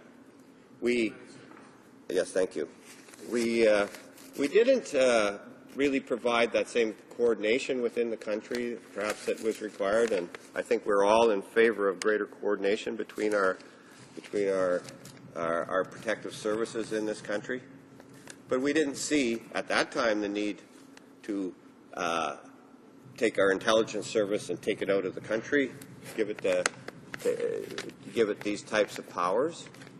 Yet we've seen incidences that are far less serious than that now are driving us in that direction. Why? Is it simply by politics? And that's a concern that we all have on this side, that we're moving ahead with restrictions of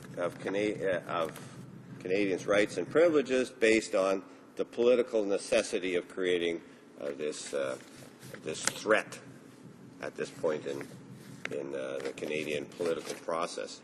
And that, I think, is unfortunate, that we would then choose to change our laws that have been in place for a long time. Are these such that I think in some ways politics is important in terms of our international relationships. When you see the Canadian foreign minister being pelted with eggs and shoes traveling, that's an unusual occurrence in this country. Perhaps we should look at what the politics of what we're doing in this country, rather than simply looking at ways that we can intervene militarily, or we can intervene. But if we've moved away from a Canadian position of enlightened centralism into one that picks sides, and that, I think, is the greatest threat that we have to Canadian security in this day and age. Thank you. Questions and comments. The Honourable Parliamentary Secretary to the Prime Minister. Thank you very much, Mr. Speaker. I want to better understand what the member said, because in his speech he said that he was uncertain that ISIL or ISIS is a real threat to Canadians both at home and abroad. He's also arguing in his speech the degree to which an event or a terrorist act would actually cause us to need to strengthen our security services. So I wonder if the member could then just clearly identify for me what level of death and destruction and terror, at what level does he suggest that Canada should begin to strengthen its laws? Now, is it 300 people dying? Is it one person dying? Is it 50 people dying? So specifically, since you're suggesting that the tax on Ottawa, the death of Corporal Vincent, don't necessitate this, since you're suggesting that Air India wasn't at the level that you would have suspected we should have strengthened our laws, so what level of terror, death, and destruction does this member and his party believe would cause the Government of Canada to review and strengthen its security laws and apparatus? For Northwest Territories. Well, I think, we're in that regard, to put a number on it is really difficult, and I think that's the case. But what I was trying to point out was that after the Air India incident, where 300 people were killed, we did certain things. Most of them dealt with the physical security of our airports. We tried to better coordinate between the agencies that were engaged in dealing with terrorist incidents within our country. So we took some actions there. We didn't change the law. We took actions within the services that we provide to Canadians to protect them, to ensure that we did manage to maintain the same level of personal liberties and freedoms through that time. So now we're in a different time, and we've had a number of deaths, and they're terribly unfortunate, and no one wants to see any of this happen. But, of course, this is part of any society, that these things do happen. And now we're going to make these changes. Now we're going to reduce these freedoms. Now that we're going to set our intelligence agency out into the into a larger role in the international community, I find that not appropriate. Thank you. Questions and comments? Question commentaire. The honourable member for Parkdale High Park. Thank you, Mr. Speaker. My question is about the oversight of CSIS.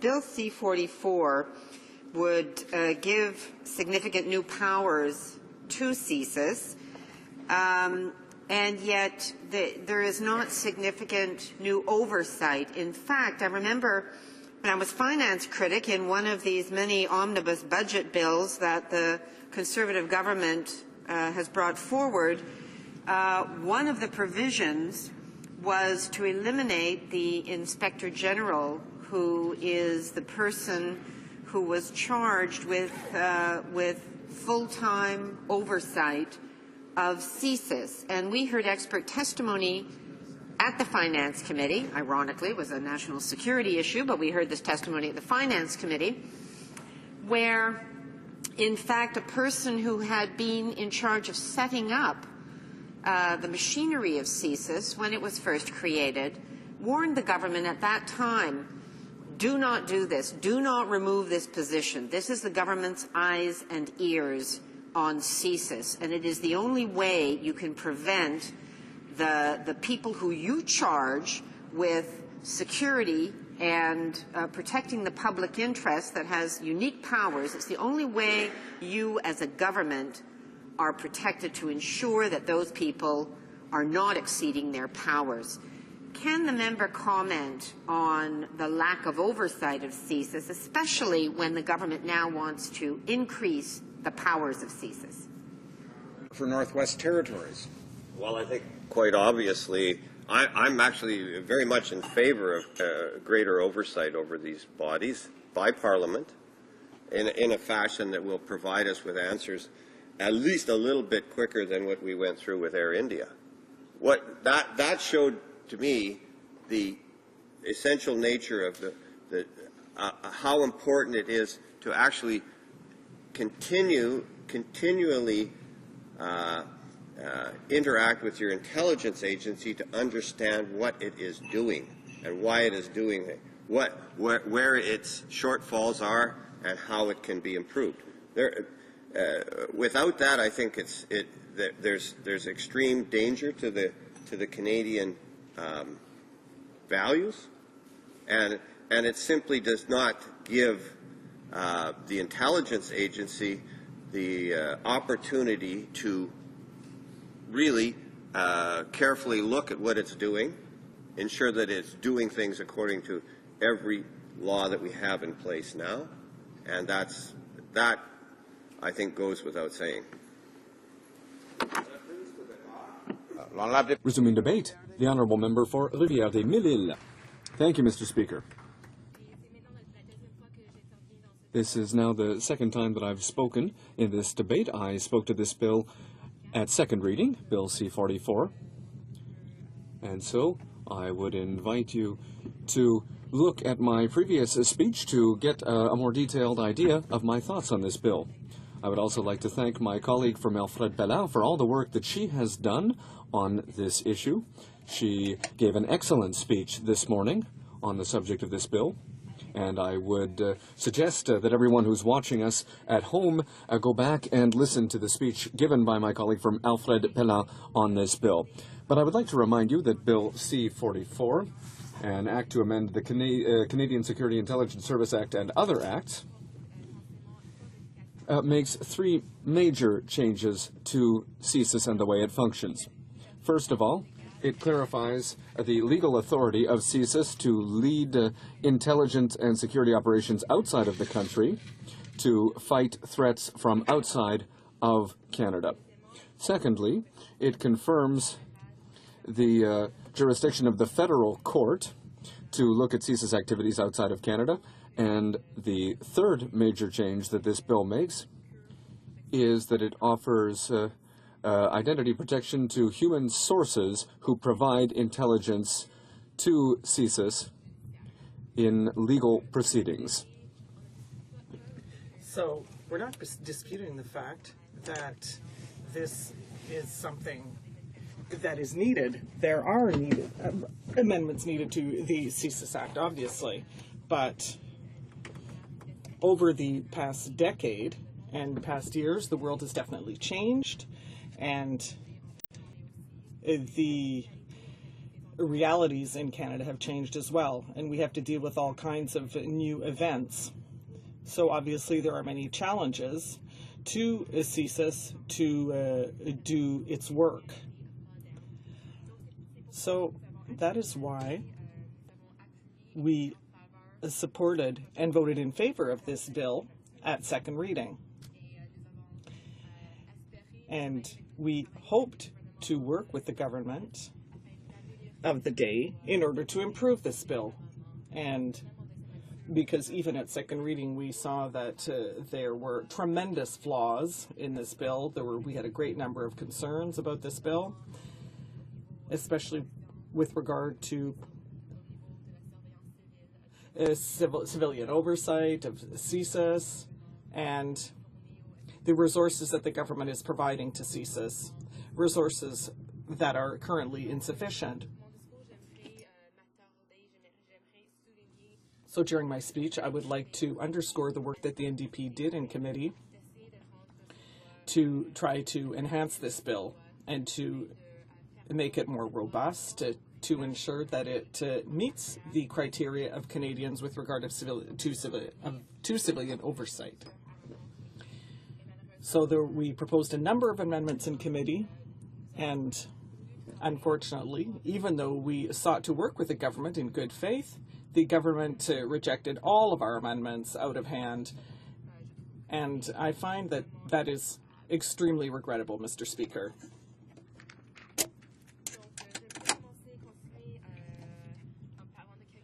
So I'm going to continue by speaking to a number of amendments that we brought in committee. We introduced amendments in response to the concerns expressed by witnesses who appeared before committee and experts who expressed their opinion. Now, this has to do with amendments on is someone who is not a designated employee by the department.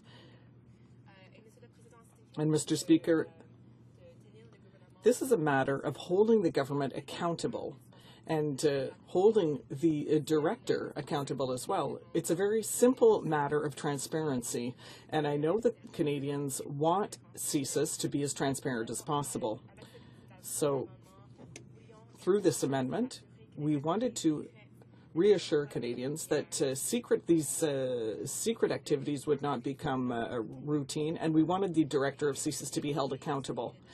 And I followed the debate with a great deal of attention today, and I still have not received an answer from the government as to why they rejected this amendment, which is in favor of more transparency and accountability. We also sought to eliminate paragraph 8, section 2, without having to do with rights abroad. And it is important to eliminate this section of the bill because our attention was to eliminate any incompatibility between international law and explicit rights of the Canadian courts to authorize activities in other countries. So Canada must be consistent with international law, and unfortunately, this government also rejected our amendment, regardless of expert opinions and what witnesses said before committee. We also moved another amendment in order to add a specific accountability mechanism that would have to be followed by the CSIS director concerning the use of mandates of CSIS abroad. What we wanted the director to do is that a report be presented every year concerning civilian oversight of activities in which the decisions made with regard to requests for mandates and the activities carried out in compliance with that mandate. And I think that that is a simple matter of accountability, and that is why the members are elected. And that is why we are here to do our work, to ensure that there is accountability on the part of the government. And the committees are one method of ensuring that the government is accountable to the Canadian public. That is why we moved this amendment, which, once again, was rejected by the Conservative government. And to avoid misuse of oversight mandates, we called upon the government to accept one of our amendments, which was to clarify when oversight mandates abroad are necessary. We know that that is important because this is a concern not only of Canadians, but we have seen also that it is a concern in the United States and in other countries. Citizens are concerned about the scope of surveillance that is occurring and the surveillance activities carried out by organizations like CSIS. Now, with this mandate, we have to know where the activities violated international law. So the federal court would have to grant a mandate for this activity to be carried out abroad. So we examined this bill with very, very closely, and unfortunately we will be unable to support it because our amendments were not accepted. And I would like to explain as well to this House which criteria we used to evaluate any legislative measure seeking to fight security threats. So our analysis is based on 3 criteria. The first is enhanced oversight, because it is crucial that civilian oversight go hand in hand with the new powers granted to CSIS. The second is the protection of civil liberties. And I spoke with my constituents in Rivière-des-Mérils, and I know that they are extremely concerned about this. In their opinion, civil liberties need to be protected. Now, security measures need to be enhanced, but not to the detriment of these civil liberties. So that is a very important criterion. And lastly, the third criterion that we use to evaluate bills concerning public safety is the criterion of appropriate resources, because we know that the Conservative government is continuing to cut resources, it's cutting funds, it's slashing budgets and personnel. So it is all very well to tell CSIS agents to do their job, but if they don't have the resources and the personnel needed, then it's all for nothing. It's all for naught, because they will not be able to tackle terrorism problems adequately. So here are some of the cuts. The Conservatives reduced funding to public safety organizations to the tune of some $687 million between now and 2015. So really, there have been cuts across the board, and I see that my time is running out, Mr. Speaker. So I will be happy to take my colleagues' questions. Thank you. Questions and comments. Questions et commentaires. The honourable member for Louis-Hébert. Thank you, Mr. Speaker, and I would like to thank my colleague for her speech.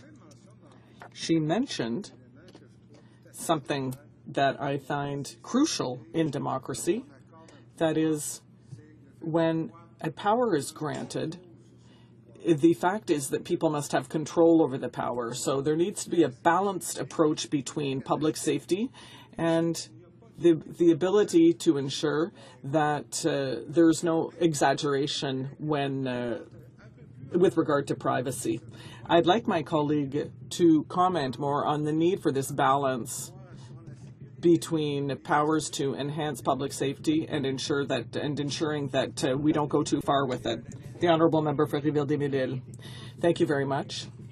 And that is a concern that a great many witnesses brought forward to committee.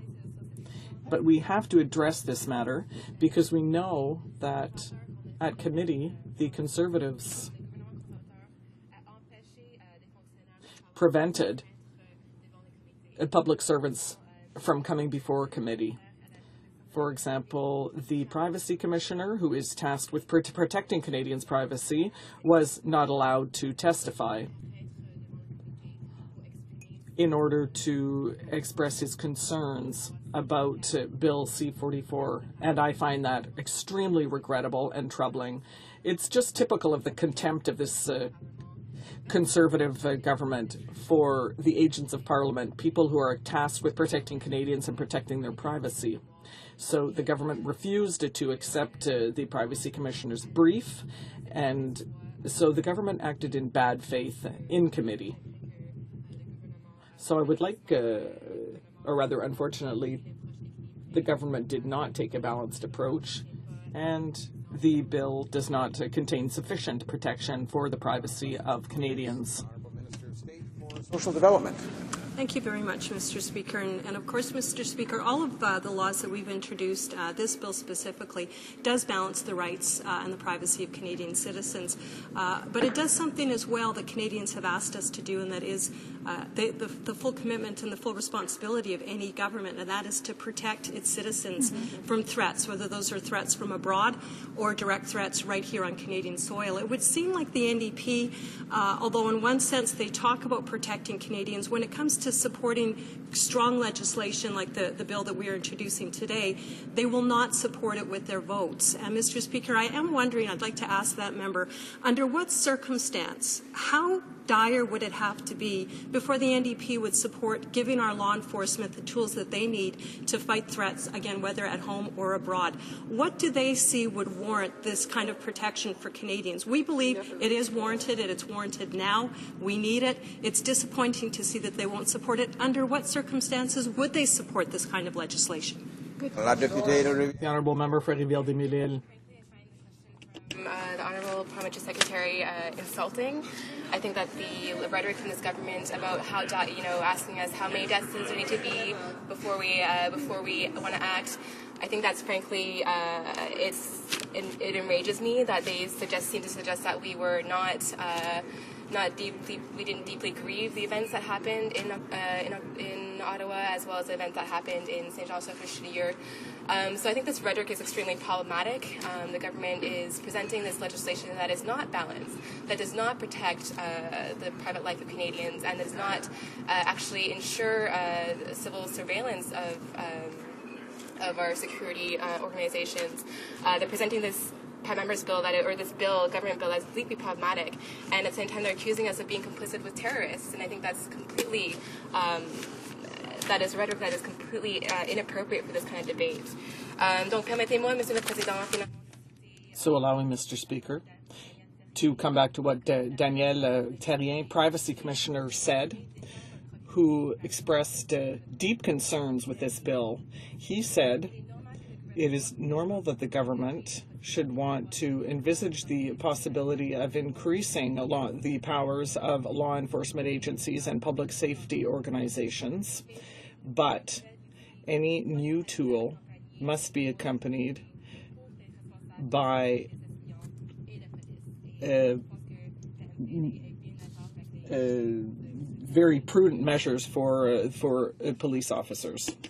Resuming debate, we have about a minute and a half left in the time provided for government orders this afternoon, but resuming debate, and the Honourable Parliamentary Secretary to the Minister of Transport. Thank you, Mr. Speaker, and thank you for the opportunity, of course, to rise on Bill C-44, the protection of Canada from terrorist acts. And, Mr. Speaker, if Canadians have been listening for the last half hour or so, or even longer than that, they'll have heard a New Democratic Party, the official opposition, and the Liberal Party, who have been increasingly more concerned about the conduct of our security agencies than they are about the conduct of terrorists and terrorist threats to Canadians, Mr. Speaker. That's not the case with our Prime Minister and our government, our Minister of Public Safety, who work every day to ensure that Canadians are kept safe, and that our security agencies have the tools they need to investigate threats, and that our police agencies who work in concert with them, Mr. Speaker,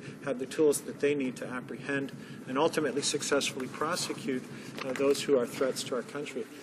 This clarification is important in the act that we're bringing forward, Mr. Speaker, in light particularly of a recent court case which, if you can imagine this, and I'll put it in layman terms for Canadians to understand very clearly, created or rendered our security agency effectively an island with respect to the rest of the world. That is, not being able to share intelligence with other foreign intelligence agencies or receive it, and therefore be able to successfully investigate threats abroad or receive intelligence for threats against Canada here at home. Mr. Speaker, we're clarifying that to ensure ultimately that they can do the job they need to do and keep Canadians safe. They should get on board on the opposition, not worry about and obsess about the wrong priorities, Mr. Speaker. They should get with Canadians here, give our agencies the tools they need, and support this bill. Comme il est 13h15, since it is 1:15, in accordance with the order adopted on January 28th, it is my duty to interrupt proceedings and put forthwith the question at the third reading stage of this bill before the House. The question is as follows. Seconded by Mr. Uppal, moved that Bill C-44, an act to amend the Canadian Security Intelligence Service Act and other acts, be now read a third time and do pass. Is it the pleasure of the House to adopt the motion? Yes. All those in favor of the motion will please say yea. Yay. All those opposed will please say nay. No. In my opinion, the yeas have it. Pursuant to Standing Order 45, the recorded division stands deferred until Monday, February 2nd, 2015, at the ordinary hour of daily adjournment. And I see the honourable member for Oxford may be rising on a point. Sir, Mr. Speaker, and I would ask that you see the clock as 1:30. Is that agreed? Agreed? Yes? Agreed? Agreed and so ordered. And so, it being 1:30, the House will now proceed to the consideration of private members' business as listed on today's order paper. Orders of the day. Orders of the day, ordre du jour, private members' business, resuming consideration on motion 534 on child poverty, standing in the name of Ms. Sitsabaisa. Resuming debate, the honourable member for Trinity Spadina. Thank you very much.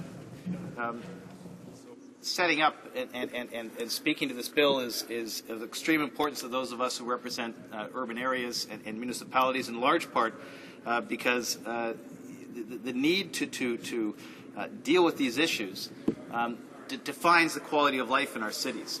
And without a concerted effort on this, I think that what we end up with is a scattergun approach, which quite frankly leaves sector by sector in our cities in a great deal of trouble.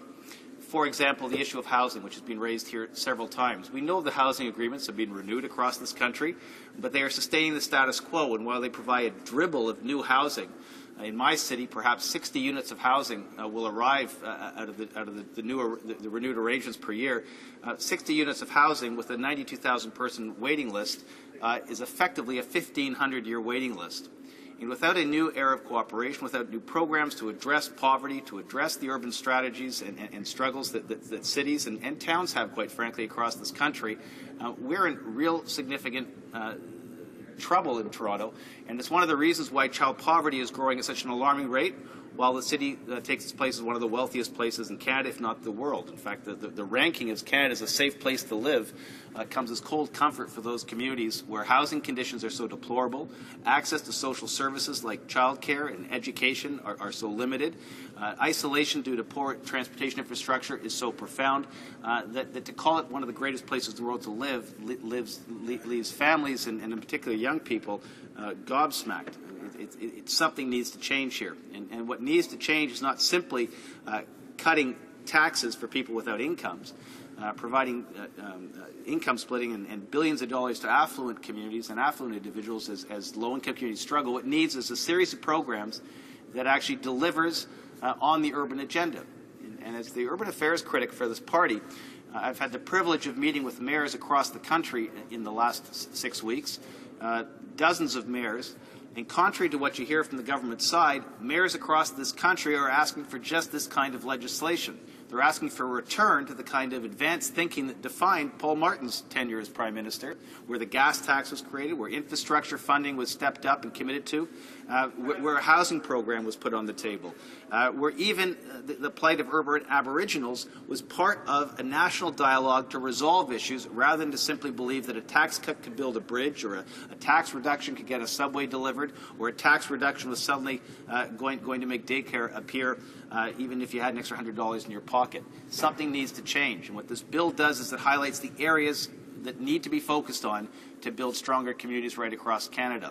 The challenge I have with it is that someone who's sat on municipal council for 8 years and someone who has come to Ottawa to try to strengthen this partnership is that this is simply a plan to have a plan. And cities can't wait for thinking on this issue. They need action. And it's all well and fine to propose theoretical solutions and to aspire to strong language. What we need are strong programs and specific programs that fit directly into municipal budgets on an ongoing basis in a consistent way that deliver these programs, in particular on housing, of course on transit, but also in the management of water. One of the challenges municipalities are having right now is that climate change has happened. It's not a theoretical possibility. If you listen to Fox News, it's not even a reality. Sometimes you listen to the Conservative government, it's beyond their grasp as well. But climate change has happened. And climate change is doing extraordinary things to civic infrastructure and civil engineering. We had a flash storm in one part of Toronto while another part of Toronto was in sunshine that drove so much water into the sewer system, it blew a 40-foot by 100-foot 4.5-foot reinforced concrete cap on a sewage capacity holding bin at the waterfront 60 feet into the air and flooded the entire waterfront of Toronto. This was in downtown Toronto while Scarborough was in sunshine. And these sorts of things are not happening every 100 years as predicted by the insurance models or by civic engineering standards. They're happening once every 2 or 3 years, sometimes every 6 months in parts of this country.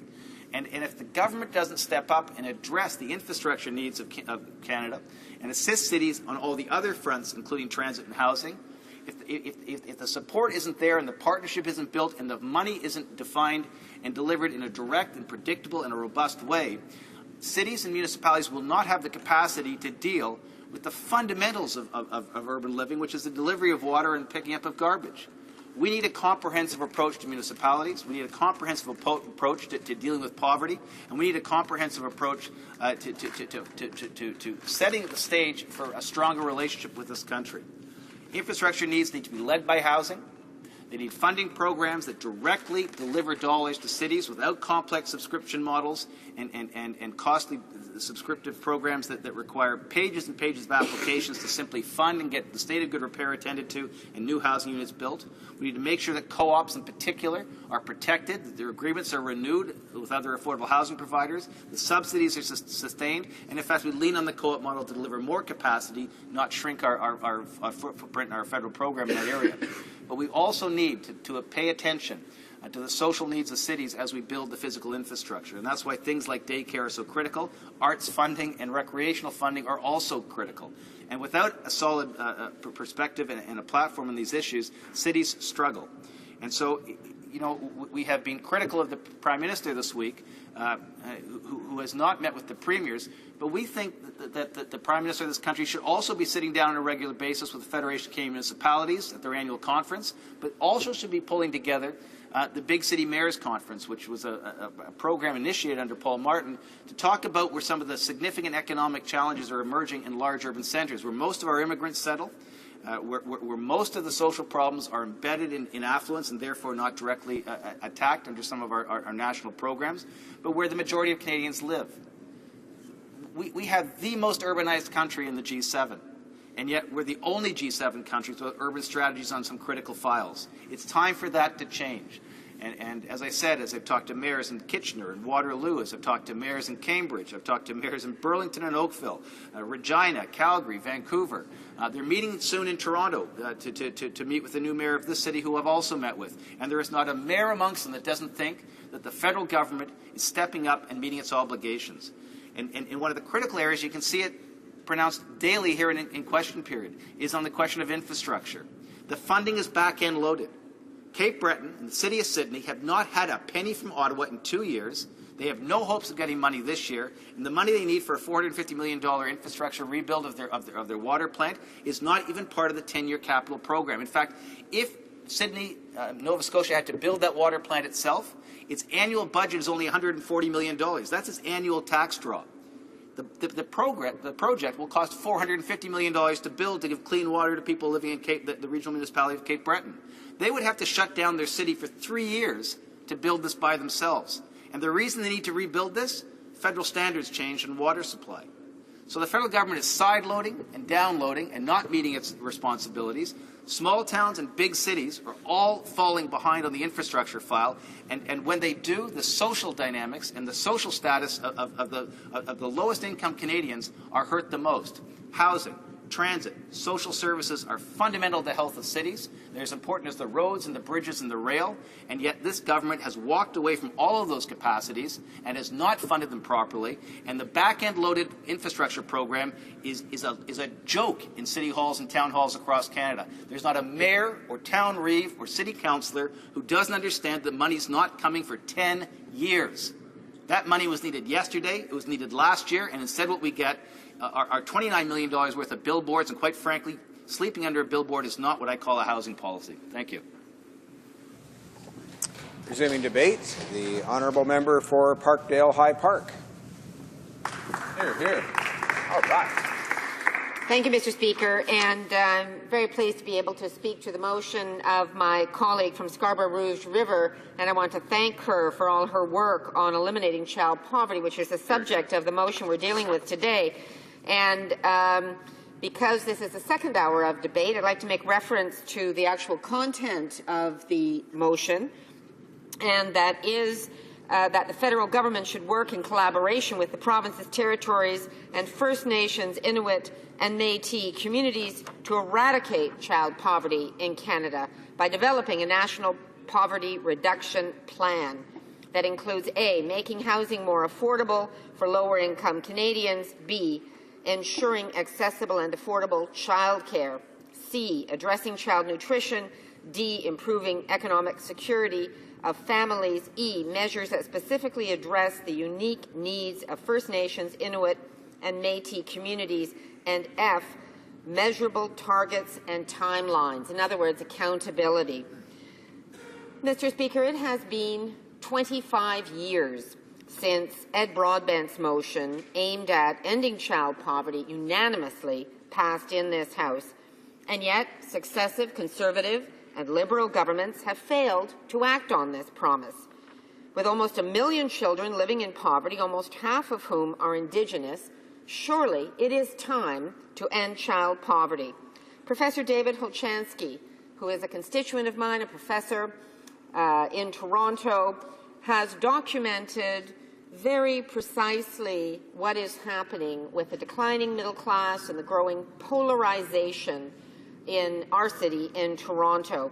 He calls it a three-city situation where some at the very top are getting more wealthy, an increasing shrinking group are staying about the same, but a growing number of people are falling further and further behind.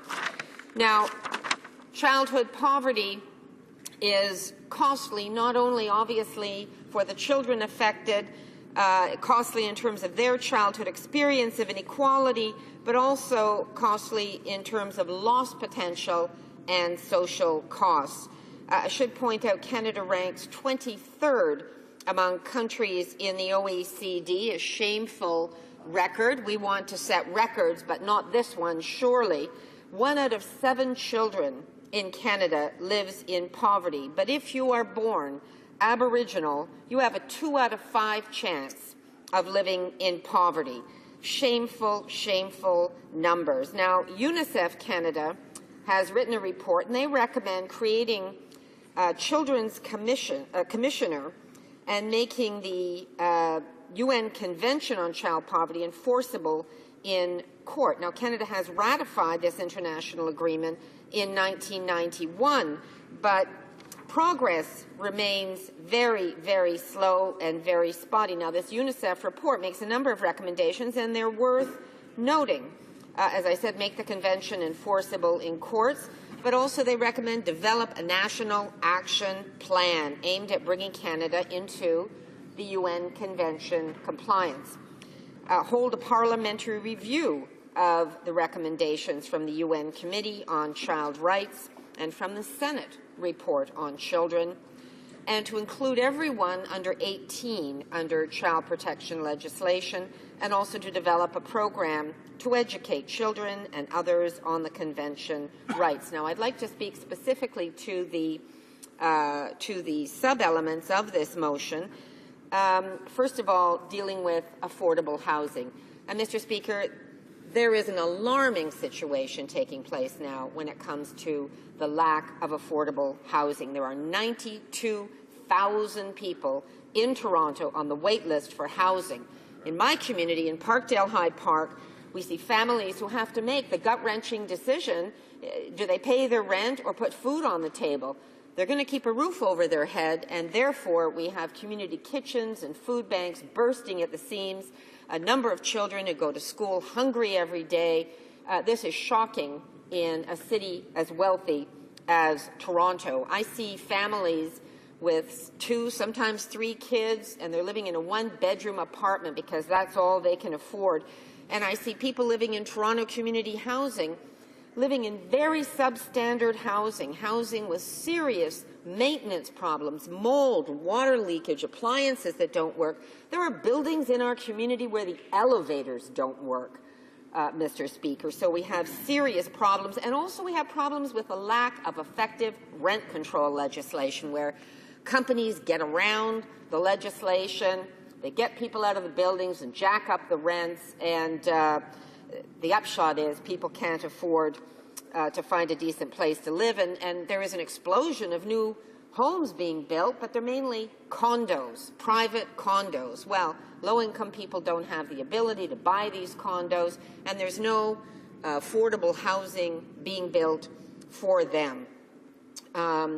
Also, we have a problem with co-ops that are finishing their housing agreements, and these are not going to be renewed. So we have people who are getting a subsidy, who were able to live in a decent place, a cooperative housing development, because they got a bit of a subsidy, and those subsidies will be lost.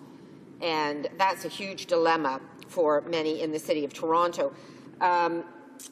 Unfortunately, the Conservatives have abandoned their social housing responsibilities. 1 in 4 Canadian households, that's 1.5 million Canadians, families and individuals spend more than a third of their income on housing. And Canada is the only G8 country without a strategy on affordable housing. And of course, it was under the previous Liberal government where the National Housing Plan was abandoned. And it's shocking, Mr. Speaker, in a northern country with such high needs that we don't have effective housing or even a plan to get to that housing. Early childhood education, when it comes to public spending on childcare and early learning, Canada ranks last among developed and comparable countries. For years, Liberal and Conservative governments have ignored this pressing need for Canadian families.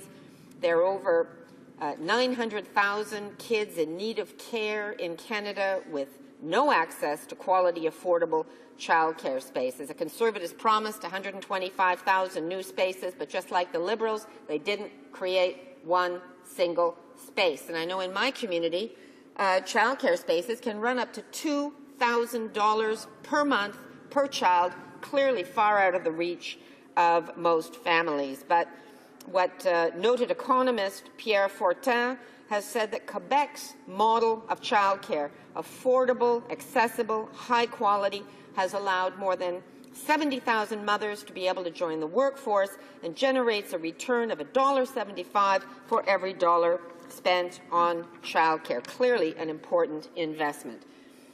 Well, when it comes to Indigenous children, they're the fastest growing demographic in our country, and investments made to reduce Indigenous child poverty would have huge benefits for Canada. We have alarming rates of poverty, huge housing problems. Even Mike Holmes is saying we have to build better quality houses for Indigenous communities. It would be a better investment, more cost effective. And of course, they also face huge food security issues, as far more so than people do in the South. Mr. Speaker, I remember noted Nobel Prize-winning economist Joseph Stiglitz, in answer to a question, what's the best thing Canada can do to create innovation, to boost our economy, to boost competitiveness and job creation? His answer, invest in children. Invest in childcare, invest in post-secondary education, invest in kids. That's your best bet for a strong, innovative economy. Mr. Speaker, we want the federal government to make the elimination of child poverty a priority. We need to develop an anti-poverty plan with timelines and measurable benchmarks that would include the key components of taking on the crisis of poverty for Indigenous children, making housing more affordable for lower-income Canadians, creating an early childhood and childcare education program, addressing childhood nutrition, and improving the overall economic security of Canada. We owe Canadians no less. It is our duty as parliamentarians to act. We should all be supporting this important motion. Thank you, Mr. Speaker. And resuming debate, the honourable member for Yellowhead. Mr. Speaker, I welcome this opportunity to participate in the debate on private member's motion M534, introduced by the honourable member of Scarborough-Rose River. Her motion asks that the federal government work in collaboration with the provinces, territories, First Nations, Inuit and Métis communities to develop a national plan to eradicate child poverty in Canada. Mr. Speaker, as I am sure the member opposite is aware, there are already significant government measures in place that are helping to address poverty across this country. In fact, a recent UNICEF report backs up the action by this government, stating that child poverty has been reduced to an all-time low under this government. In fact, changes of our government made to Canada's social programs cushion many families and their children from falling into poverty during the global recession. That being said, our government doesn't think it's enough to simply help people keep their heads above water in tough times. The best strategy is to address income equality and help people in low-income situations is to create more jobs and grow the economy. As demonstrated over the past 9 years, our long-term goal is and always has been to consistently improve economic conditions and in turn improve the quality of life for all Canadians all the time. Our government's pan-Canadian approach includes working with the provinces and territories to help Canadians get the skills and experience they need to find jobs and take advantage of the opportunities. Mr. Speaker, it goes without saying that to address such an issue as complex as poverty, all levels of government, as well as the community and not-for-profit organizations, need to work together. And in this matter, we have a great deal of success, Mr. Speaker. Take, for example, the yearly Canadian Social Transfer. Our government provides funding through the Canada Social Transfer, which provinces and territories may use to support poverty reduction initiatives. Funding for the Canada Social Transfer is an all-time high, over $12 billion in 2014-2015, an increase of $4 billion since our government took office in 2006. The Canadian Social Transfer also helps fund specific provinces and territorial programs targeted to families with young children and represents a federal commitment that will rise to $1.3 billion in the next fiscal year. This funding supports provincial initiatives in early child development, early learning, and child care and post-secondary education, as well as social assistance and other social services for families with children in low income. Furthermore, the National Child Benefit, also known as the NCB, is an example of federal, provincial, and territorial governments working in partnership to deliver benefits to families with children. The NCB has been enormously successful at delivering support for low-income Canadian families by reducing the number of families with children living in low-income situations. Our government continues to show that we've taken action to help those Canadians who need it most. Thanks to our government's stewardship of the NCB, the low-income rate for children was 1.8% lower in 2011, which is the most recent data we have. This represents 118,000 fewer children living in poverty than under the previous government. With all our benefits combined, our government provides over $15 billion a year in benefits for families with children. Even better, just last month, Prime Minister proposed new support measures to improve the lives of families and their children. Under these proposed changes, the Universal Child Care Benefit will be enhanced to provide $160 per month for each child under the age of 6 and $60 per month for children aged 6 to 17. This means parents will receive more than $1,900 annually for a child under the age of 6 and $720 for each child aged 6 to 17. Mr. Speaker, every single family with children under the age of 18 will benefit from these new benefits announced by the Prime Minister. These proposed changes also include the proposed family tax cut, a tax credit that will allow a spouse to transfer up to $50,000 of taxable income to a spouse in a lower tax bracket. It also includes the proposed increase of child care expense deductions, limits, and the doubling of children's fitness tax credit.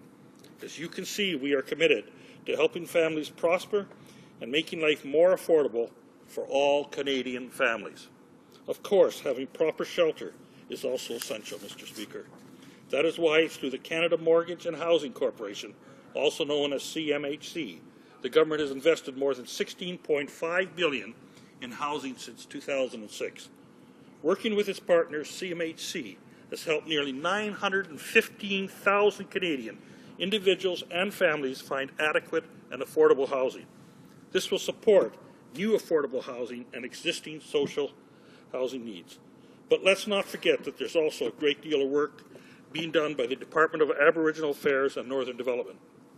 They fund a number of programs that seek to create safe and affordable housing to improve access to high-quality childcare, childhood nutrition, and the economic security of families, and to meet the unique needs of First Nations, Inuit, and Métis communities.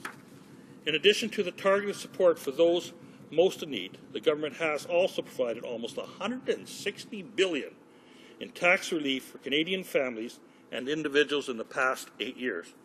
Mr. Speaker, we know that many Canadians still face a variety of financial challenges. The major government initiatives that I have just talked about will continue to help more and more people move up the income ladder. Our government has achieved tangible and measurable progress in the fight against poverty. More importantly, our support has changed the lives of Canadians for the better. Mr. Speaker, since 2006, there are 225,000 fewer children in poverty thanks to our government, and according to UNICEF's president, David Morley, it's pretty impressive. It's better than the majority of other countries did during the recession, and we will continue to do even more, Mr. Speaker. Thank you.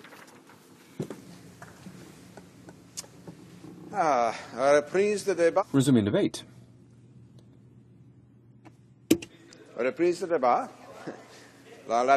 Resuming debate. The Honourable Member for Longueuil, Pierre Boucher. Well, thank you, Mr. Speaker. And I was just asking one of the pages to bring me a podium. I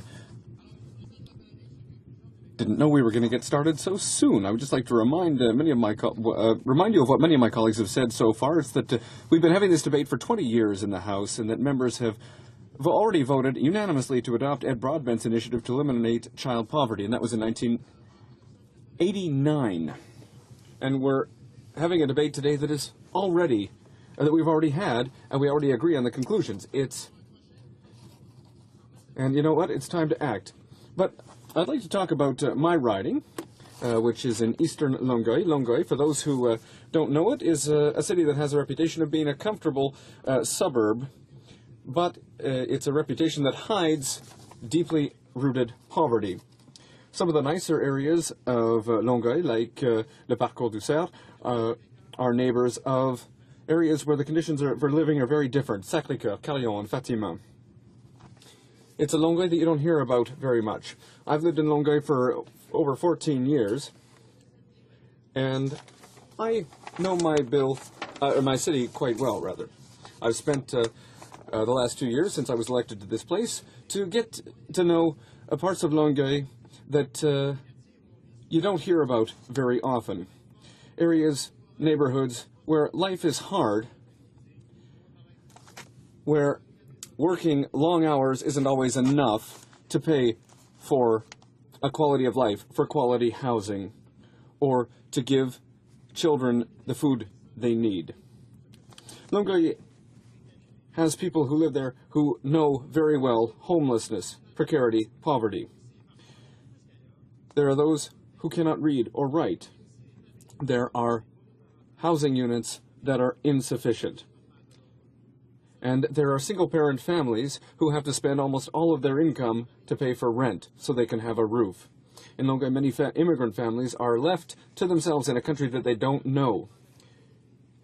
We also have areas where quality food is too expensive for too many people. This is maybe the hidden side of Longueuil, but it represents daily life for a huge number of men, women, and children. Roughly 37% of the young people in Longueuil are members of families that are under the poverty line. That's a very troubling number.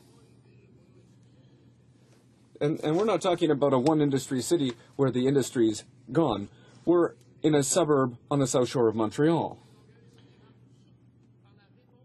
But what's particularly notable in Longueuil is the answer, the solution, its answer to the poverty.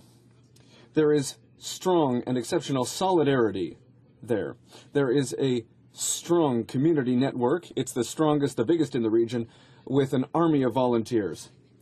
This necessary infrastructure has been put in place. It's an infrastructure of people helping people. Quebec business people and builders are doing what they can to help their fellow citizens meet the daily challenges of healthcare, safety, and education. Table de vie in the area give future to our communities. We have food banks that are doing the impossible to meet the need in the community, and the need is growing. I've also had the privilege of contributing to certain initiatives with my team. These are touching and revealing experiences. If we look at the store L'Entraide Chez Nous, the construction of a collective garden in the Carillon neighborhood, the distribution of Christmas hampers with young people, and many more. Today's motion shows what role the federal government could play to ensure that these organisms are supported and not abandoned by governments when they do such essential work. This is work that contributes to social advancement, to improving economic conditions, and that, in so doing, benefit everyone. This motion shows that we want Canada to have a plan to reduce poverty. This would be a first step to meet the resolution from 20 years ago that was unanimously adopted by the members of this place. We're calling for an action plan to reduce poverty that takes into account the need for affordable housing for citizens with low income. We are calling for a look. We're calling on the federal government to bring people together and that it stops sitting on the sidelines, that it lead the fight against poverty in Canada and in Quebec, that it work cooperatively with Quebec and the other provinces, territories, and Aboriginal communities to come up with concrete solutions that will meet our international commitments, that will also allow us to meet our moral obligation to children and all citizens who are vulnerable. And I would add here that children are not a percentage of the population, they are 100% of our future. I was talking about some of the initiatives undertaken by organizations and citizens in Longueuil. These initiatives have one thing in common. It's that they invest most of their hope and their efforts into children and teenagers. A federal plan to fight poverty would be very good not only for individual citizens, but also for the community networks that are working to help in all areas affected by child poverty. A plan would help them. They know what's happening on the ground. They are the experts. They are the experts. In Longueuil, there we have the project Cultiver nos savoirs. It's a citizen-led project that has put in place a collective garden. It's something that brings together members of the community. It shows engagement community. This project is an initiative undertaken by Table de Vie de Quartier in Carillon-Saint-Pierre, and it shows to what extent they really are a pillar in our community. Through these initiatives, from the community garden to the project of a mural to help with homework, the Table de Vie de Quartier make our neighborhoods really good places to live. There are other organizations like Le Fablier, which works with literacy and which gives mothers and families the means they need to learn.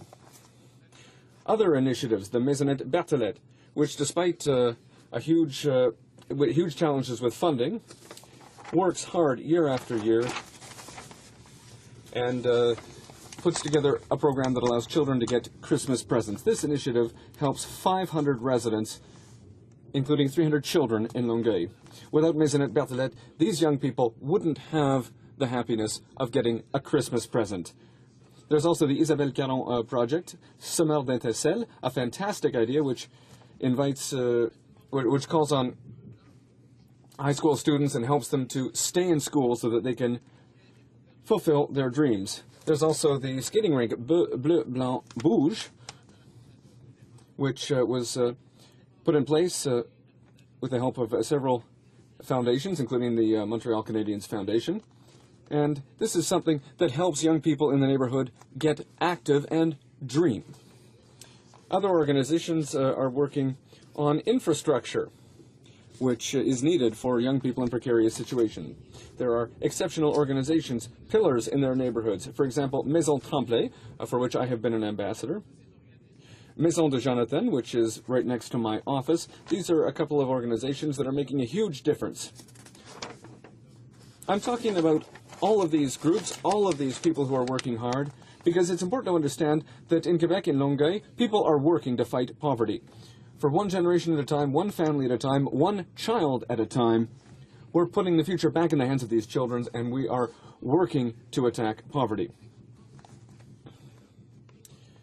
By sending NDP members to Quebec, Quebec is signaling that this work is not done. There's a lot of work that is left to be done. The federal government has the responsibility to support these efforts, with all its might. It's important that young people know that they have a future and that we can do better. Thank you. Resuming debate, the honourable member for Okanagan-Shuswap. Thank you, Mr. Speaker. I thank the member from Scarborough Rouge River for her motion to reduce poverty in this country and welcome the opportunity to comment on the government's progress in this regard. On a national basis, we have had a great deal of success. The rate for children living in poverty was 18.4% in 1996. That rate dropped to just 8.5% in 2011. That translates into about 730,000 fewer children living in poverty at the end of the period than were living in poverty at the beginning. Unlike what happened in previous economic downturns, the low-income rate for children remained stable during the 2008 and 2009 global recession. The fact is, Canada's social programs cushioned the impact of the global recession and prevented many more Canadian families and their children from falling into poverty. Our government is taking a comprehensive approach to reducing poverty.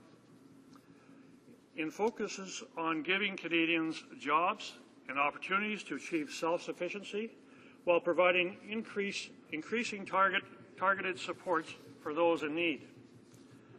Helping to level the playing field with lower-income Canadians and move more families and children out of poverty also includes direct support to families from the federal government. For example, we provide support through the Canada Child Tax Benefit, the National Child Benefit Supplement, the Universal Child Care Benefit, and the Child Tax Credit. Mr. Speaker, this year, the increase in the Universal Child Care Benefit will help families even more, and the program is even broadened to cover children from 7 to 17. In all, government provides over $15 billion per year in benefits for families and children. We also work closely with governments in the provinces and territories, as well as with Aboriginal organizations and voluntary sector to reduce poverty. The annual Canada Social Transfer helps fund specific provincial and territorial programs targeted at families with young children and represents a federal commitment that will raise to $1.3 billion next fiscal year. The government is also helping families make better choices in the areas such as nutrition. For example, proper food and nutrition are essential to growing children no matter what their family income.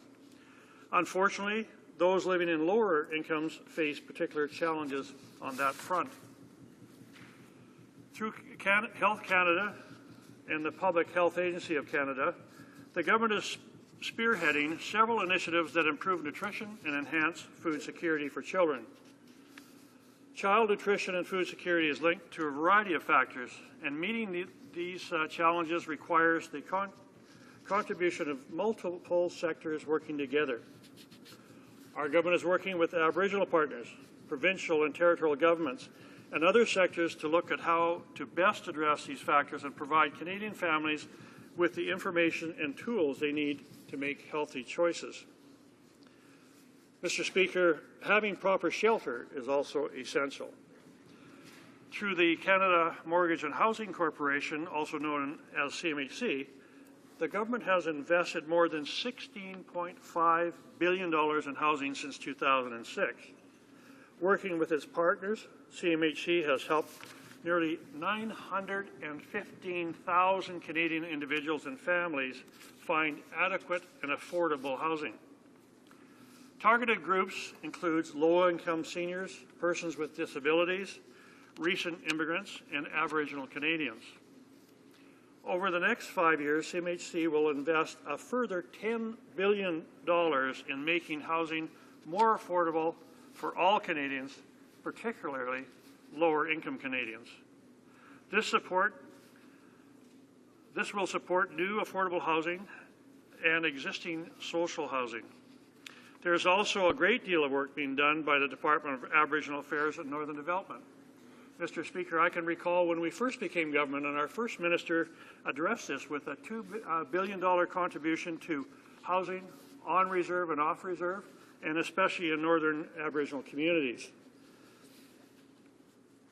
They fund a number of programs that seek to create safe and affordable housing to improve access to high-quality childcare, childhood nutrition, and the economic security of families, and to meet the unique needs of First Nations, Inuit, and Métis communities.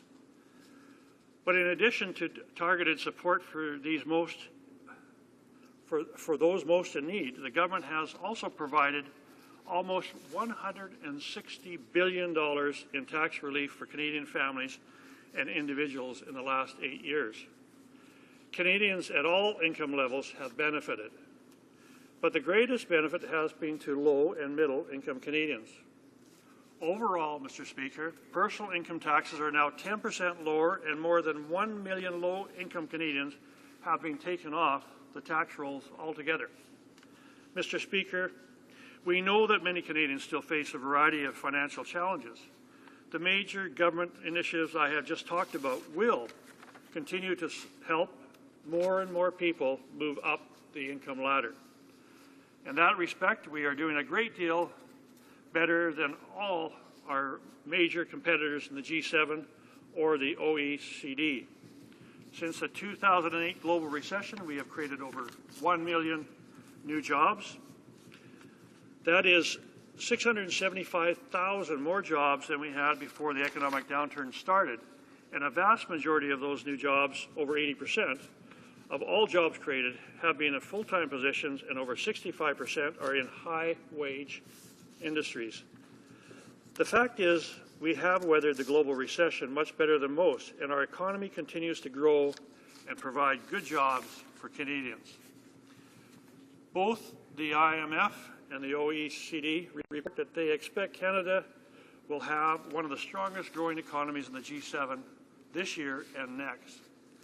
We will also have a balanced budget next year, Mr. Speaker, well before any of our trading partners, another sign that our economy is on the right track.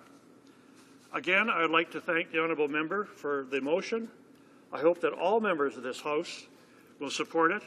I hope that all members will recognize the enormous strides that we have made in reducing poverty in this country and support our continuing efforts to do even more. Thank you, Mr. Speaker. Reprise de débat. Resuming debate, the honourable member for Manicouagan. Mr. Speaker, obviously, when one starts off on the wrong foot in life, our childhood can be compromised, and this has to do with the underexploitation of individual potential. The motion to eliminate child poverty, despite its wording, has to do with elements of social vulnerability that are felt by those who have parental authority. Now, Mr. Speaker, I'm going to talk about social statistics of 2013, stating that 2 out of 5 children in Native communities grow up in poverty. Now, there are some 15,000 Aboriginal citizens in my riding of Manicouagan out of 90,000 citizens. That's considerable. And there are communities that are remote, for example, Pakwashibi, and a number of these communities take 12 hours to get to by train or by air. The air tickets are cost thousands of dollars.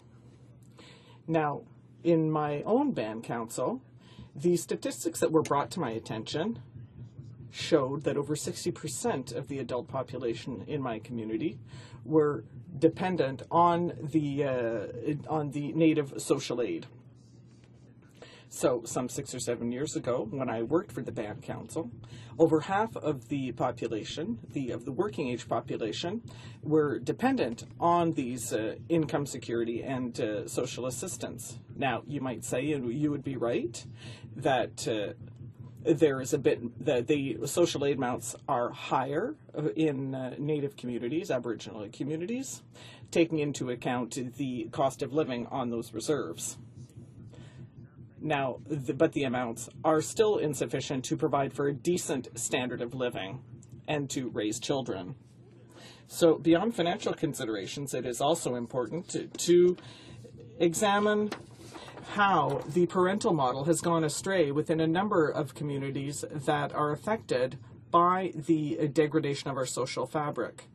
Now, there has been a massive injection of funds in dysfunctional clan tribes, and this cannot be a solution to child poverty. And the Conservatives have indicated that their action plan, first and foremost, is based on hundreds of millions of dollars, they say, that were invested. But what I am saying here is that injecting funds is not necessarily the solution. It can be part of the solution, but it cannot respond to all problems that are present in socially dysfunctional communities. Now, when I talk about the absence of a parental model, or those who have parental authority, I am referring to speeches I have already made in this House with regard to street gangs, for example. Members of Parliament who have a good memory will recall that I said street gangs appear when children are not the object of parental authority and have to look after themselves. They get together, they take over an abandoned house, for example, and because the parents are not there, and they often decide to resort to crime in order to meet their needs. So we see houses with 15 children who are all underage, and it's a bit of a free-for-all. Now, that has to do with the fact that numerous parents or guardians are simply not there to provide supervision when social aid is paid. Not all, now I'm not talking about all families, these are isolated cases, but still they are, the fact is that some families receive their social aid payments, they become teenagers, they join their other colleagues who have received their social aid payments, and their children are simply left to fend for themselves, unless there are older members of the family, for example, grandparents who decide to look after these children, but often these children are left to themselves. They turn to crime. That is sad, but that is what happens when you're 10 or 11 on reserve. Sometimes they simply turn to a crime because there is no parental oversight. Now, the principles of developmental psychology are based on long-term consequences from growing up in households without the necessary financial resources to meet needs. Now, Mr. Speaker, I'm also going to talk about the insidious nature of being exposed on a daily basis to social dysfunction, for example, within a family. Even the children in my community, Mr. Speaker, who come from a functional family, who have enough money, who have educated parents, are, especially in remote communities where the transportation costs are high, are exposed to deviant elements. I'm thinking of people, for example, who are highly criminalized, people who have been in prison many times, people who commit sexual abuse. Sometimes there are murderers who drive around our communities on bicycles, and there are people with HIV as well. People know who is who in a very small community, obviously. Some of our villages have only 1,000 people, so it's easy to figure out who is who. But people live outdoors in the summer, so children might see all kinds of behaviors. It is not rare to see an alcoholic who is sleeping on his 12-pack outside of its outside of a corner store with urine apparent on his pants, and there are ambulance workers who tell people who are sitting on the roof, they try to get them off. So children see all sorts of things. In fact, when I was a teenager, when we got our social aid payments, I invited my friends to see how things occurred. I told people to come and see how people behaved when they got their social aid checks. Ambulance drivers were there all day, and you'll be able to laugh at all these people. But today I see that that was wrong, and it was simply... I thought at the time that it was fun, and I actually almost gave tours to my friends who didn't live on reserves. There were people who had consumed PCP, so they were walking around naked. So the children were exposed to these all kinds of elements, and they didn't know what was normal. So when they are 12 or 13 or 14, especially for those who have never gone off the reserve, they think that the same thing happens across Canada, and that is not the case. There are communities that are dysfunctional across the country, but in the broader sense of the term, most of the Canadian population is functional, and there are not the kind of examples I talked about on the reserves. The environment and the people in a child's entourage have a great influence on the development of the child's brain. It has been proven that just a few years of poverty can cause lasting negative effects on a child development. Negative effects of poverty on a child from the prenatal phase to age 5 can be especially negative and persistent. So I'm talking obviously about the period before birth, fetal alcohol syndrome, and so forth. Obviously, the child will have a lesser quality of life. It's not a guarantee, but often when the mother abuses alcohol, it is clear that during pregnancy, it is true that the child will have more problems growing up. There is obviously a correlation, and that has been clearly proven.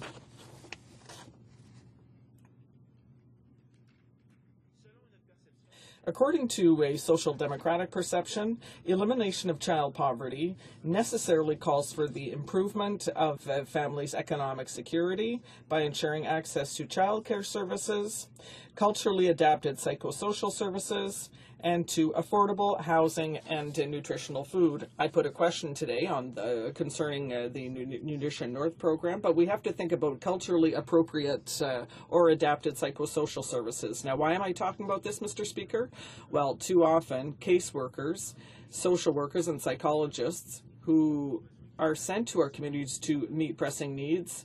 Now, they may have been trained, they may have received a university training, but they may not be equipped to deal with the adversarial nature of the realities on Aboriginal reserves. When I said that on July 1st in one of these villages in my riding, these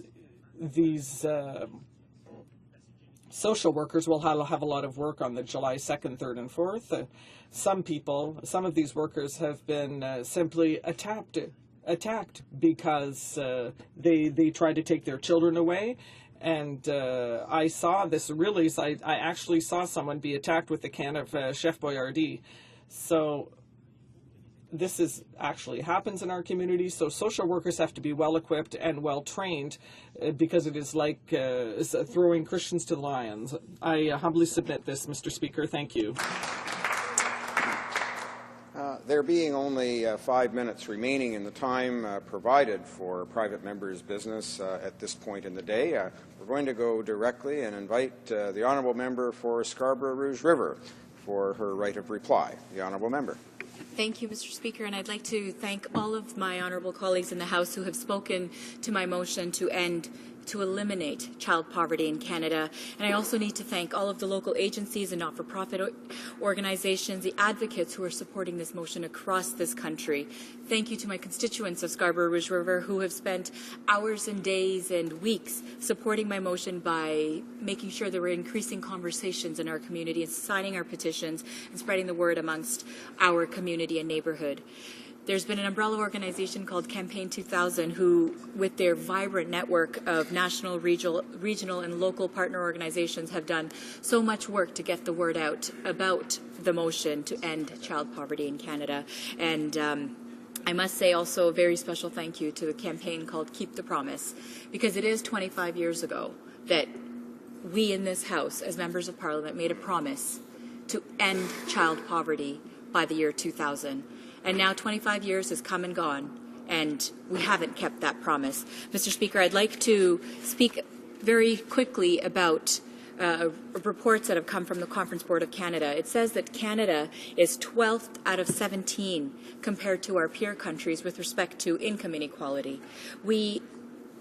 Income inequality in our country has grown over the last 20 years, and that the gap in between is what continues to grow. And since 1990, the richest group of Canadians continue to get richer, while the poorest group of Canadians continue to get poorer in our country, Mr. Speaker, and that is absolutely abhorrent and unfair, and it's not Canadian values. I hear a Conservative colleague saying that it's not true, but I'm citing a Conference Board of Canada report. Mr. Speaker, poverty today affects 3 million Canadians. That's children, seniors, Indigenous persons, people living with disabilities, single parents, recent immigrants. These are the groups of people who are more likely to be living in poverty. And today, 967,000 Canadian children are living in poverty. Canada ranks 15th out of 17 peer countries when it comes to child poverty. Once again, Mr. Speaker, I'm stating the Conference Board of Canada statistics. And it's imperative that we, as a have country, we're not a poor country. We are a have country, not a have-not country. It is imperative that we are investing in our children. I spoke about the motion in 1989, in November 1989, that was brought forward by the then NDP leader Ed Broadbent to eliminate child poverty by the year 2000. In 1991, Canada ratified the United Nations Convention on the Rights of the Child, which states that every child has the right to a decent standard of living, the right to clean water, nutritious food, clean environment, and good quality health care. For 25 years, successive Liberal and Conservative governments have ignored the problem or haven't done enough to actually alleviate the problem. And as a result, Mr. Speaker, today we have almost 1 million Canadian children living in poverty. In 1989, when this House made the promise to end child poverty, the LIM Act, I'm going to use this as my comparative, the low-income measure after tax, so I'm comparing the same numbers in 1989 to now, was 13%. The child poverty rate was 13% in 1989, and today it's sitting at 21%, Mr. Speaker. Sure, I've heard many members in this House saying that there have been many changes and improvements being made.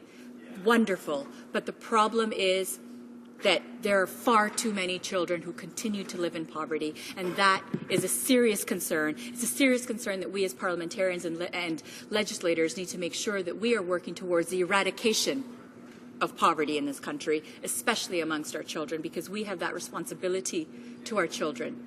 We made a promise 25 years ago. We've been doing our best, is what I've heard, to keep that promise. So my question, my plead to my honourable colleagues in this House is that we haven't been doing enough. We need to do better. We need to be investing in affordable housing, accessible childcare, and child nutrition programs. Make sure that they are sensitive and sensible to our different First Nations communities and their cultural requirements. Make sure that we have measurable targets and timelines, and make sure that we actually act on it, because just making a promise isn't enough. But we do need to keep the promises that we do make. Thank you, Mr. Speaker. Bravo, bravo.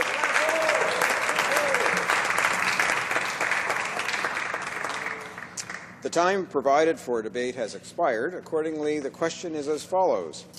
Ms. Tsitsibayasin, seconded by Ms. Sims, Newton North Delta, moved that, in the opinion of the House, the government should work in collaboration with the provinces, territories, and First Nations, Inuit and Métis communities to eradicate child poverty in Canada by developing a national poverty reduction plan that includes A.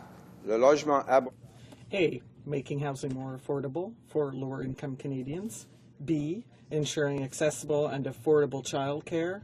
C. Addressing childhood nutrition. D. Improving economic security of families. E. Measures that specifically address the unique needs of First Nations, Inuit, and Métis communities. Measurable targets and timelines. Is it the pleasure of the House to adopt the motion? Yes. All those in favor of the motion will please say yea. Yay. All those opposed will please say nay. No. In my opinion, the yeas have it. Pursuant to Standing Order 93, the recorded division stands deferred until Wednesday, February the 4th, 2015, immediately before the time provided for private members' business. And now, it being 2:18 p.m., this House stands adjourned until next Monday at 11 a.m., pursuant to Standing Order 24-1.